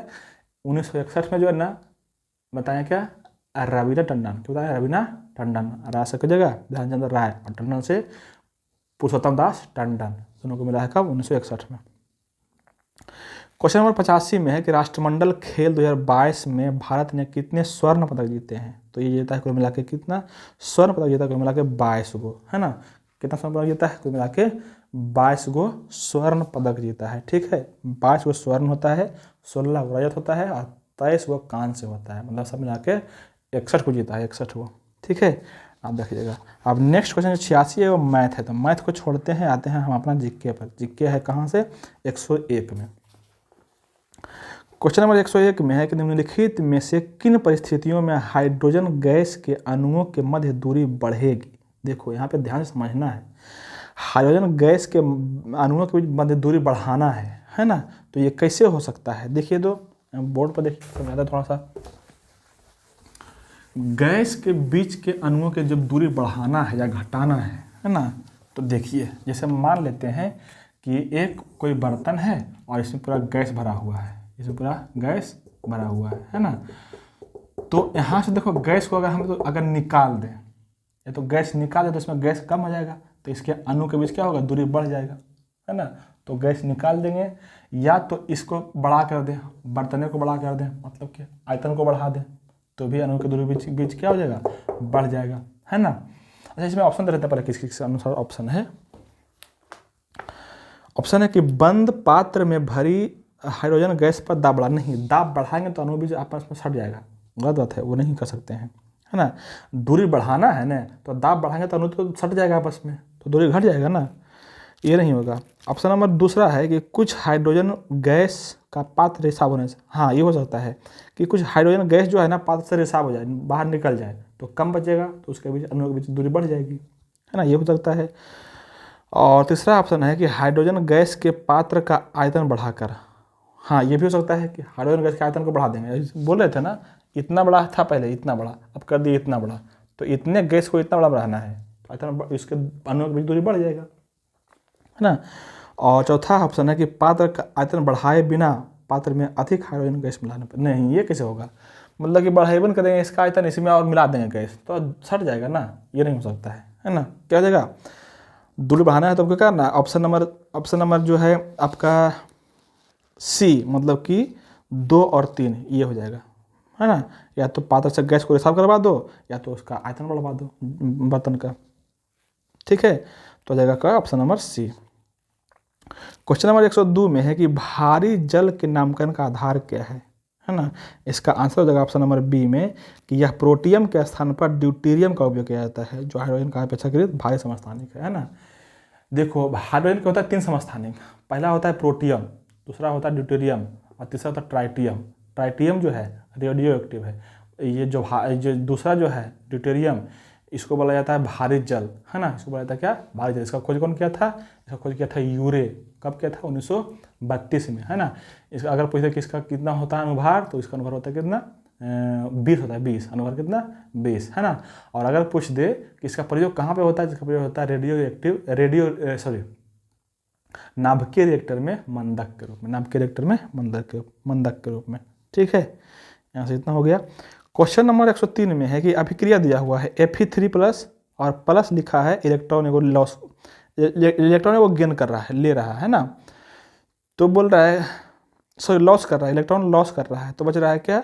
2 Fe पर 2+ चार्ज रह रहा है ना।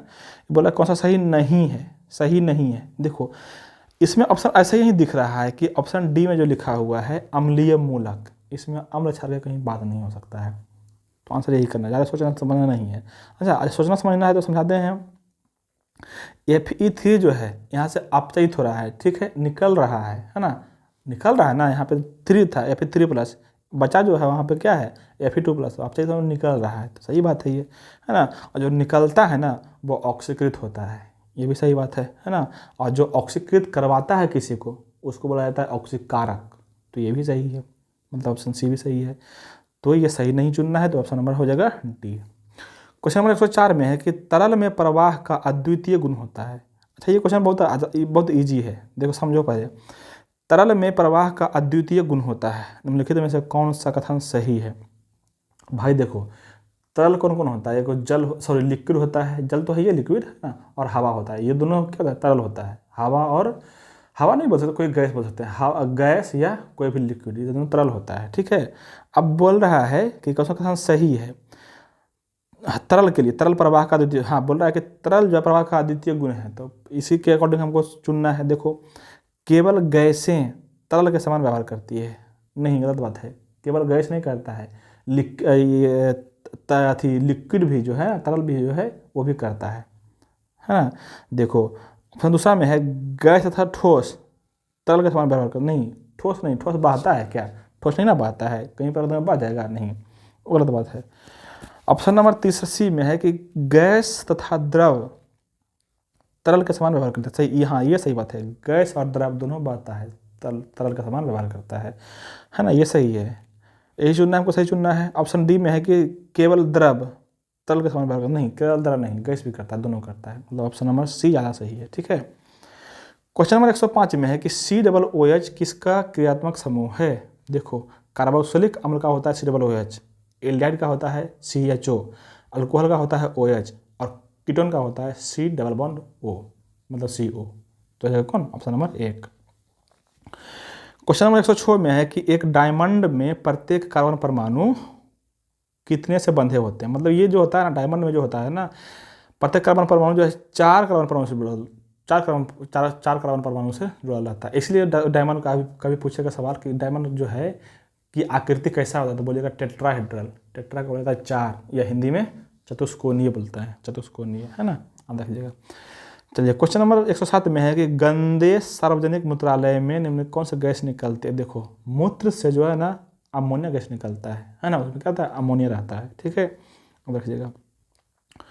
क्वेश्चन नंबर 108 में है कि एक कार्बन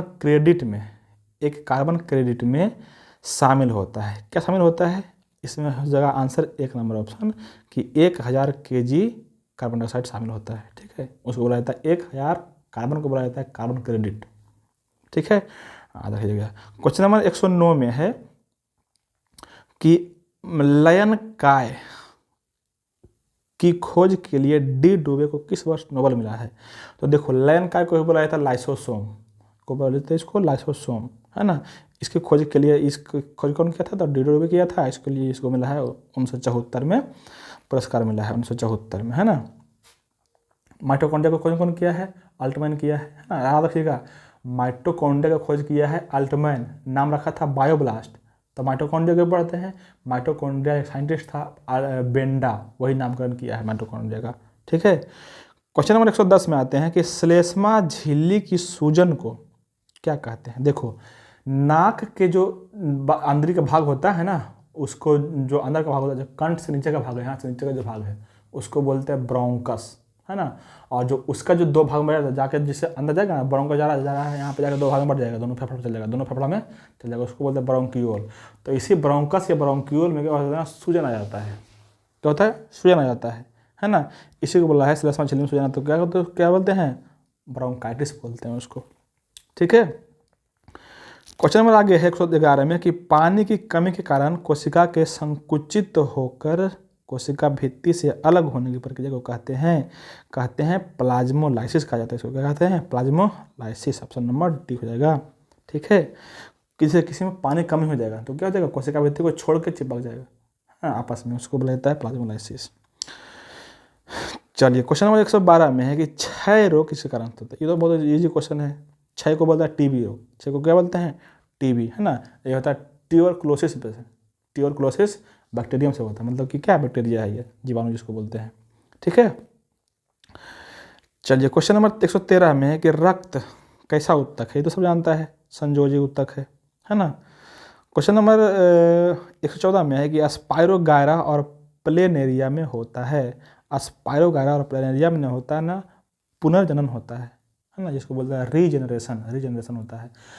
और एक बात और रखना, देखो पुनर्जनन बहुत सारे जीव में होता है, लेकिन प्लेनेरिया जो है ना सबसे अधिक होता है, मतलब कि तो कहीं भी कटेगा ना तो नया फट से नया जीव बना लेगा प्लेनेरिया, है ना, याद रखिएगा। और लास्ट क्वेश्चन है क्वेश्चन नंबर 115 में कि अस्थि के आधार पर द्रव्य ओसीन में कितने प्रतिशत कार्बनिक पदार्थ होते हैं। देखो अस्थि जो होता है ना ओसीन से बना होता है ना, इसलिए पढ़ते हैं अस्थि के अध्ययन को क्या कहते हैं, ऑस्टियोसाइट्स। वो जो ऑस्टियो बढ़ाया है इसी ओसीन से आया है, ठीक है। तो अस्थि में कितने प्रतिशत ओसीन के अकार्बनिक होते हैं, अकार्बनिक जो होता है ना वो होता है आपका 62% है ना, और बाकी जो बचेगा कौन है, कार्बनिक है। तो इस तरह से हो गया आपका पूरा का पूरा 115 जीके, है ना। तो अगर आपको अच्छा लगा है तो लाइक करिए, अच्छा नहीं लगा है तो आपको अच्छा लगने के लिए हम क्या करें बताइएगा कमेंट में, ठीक है। धन्यवाद।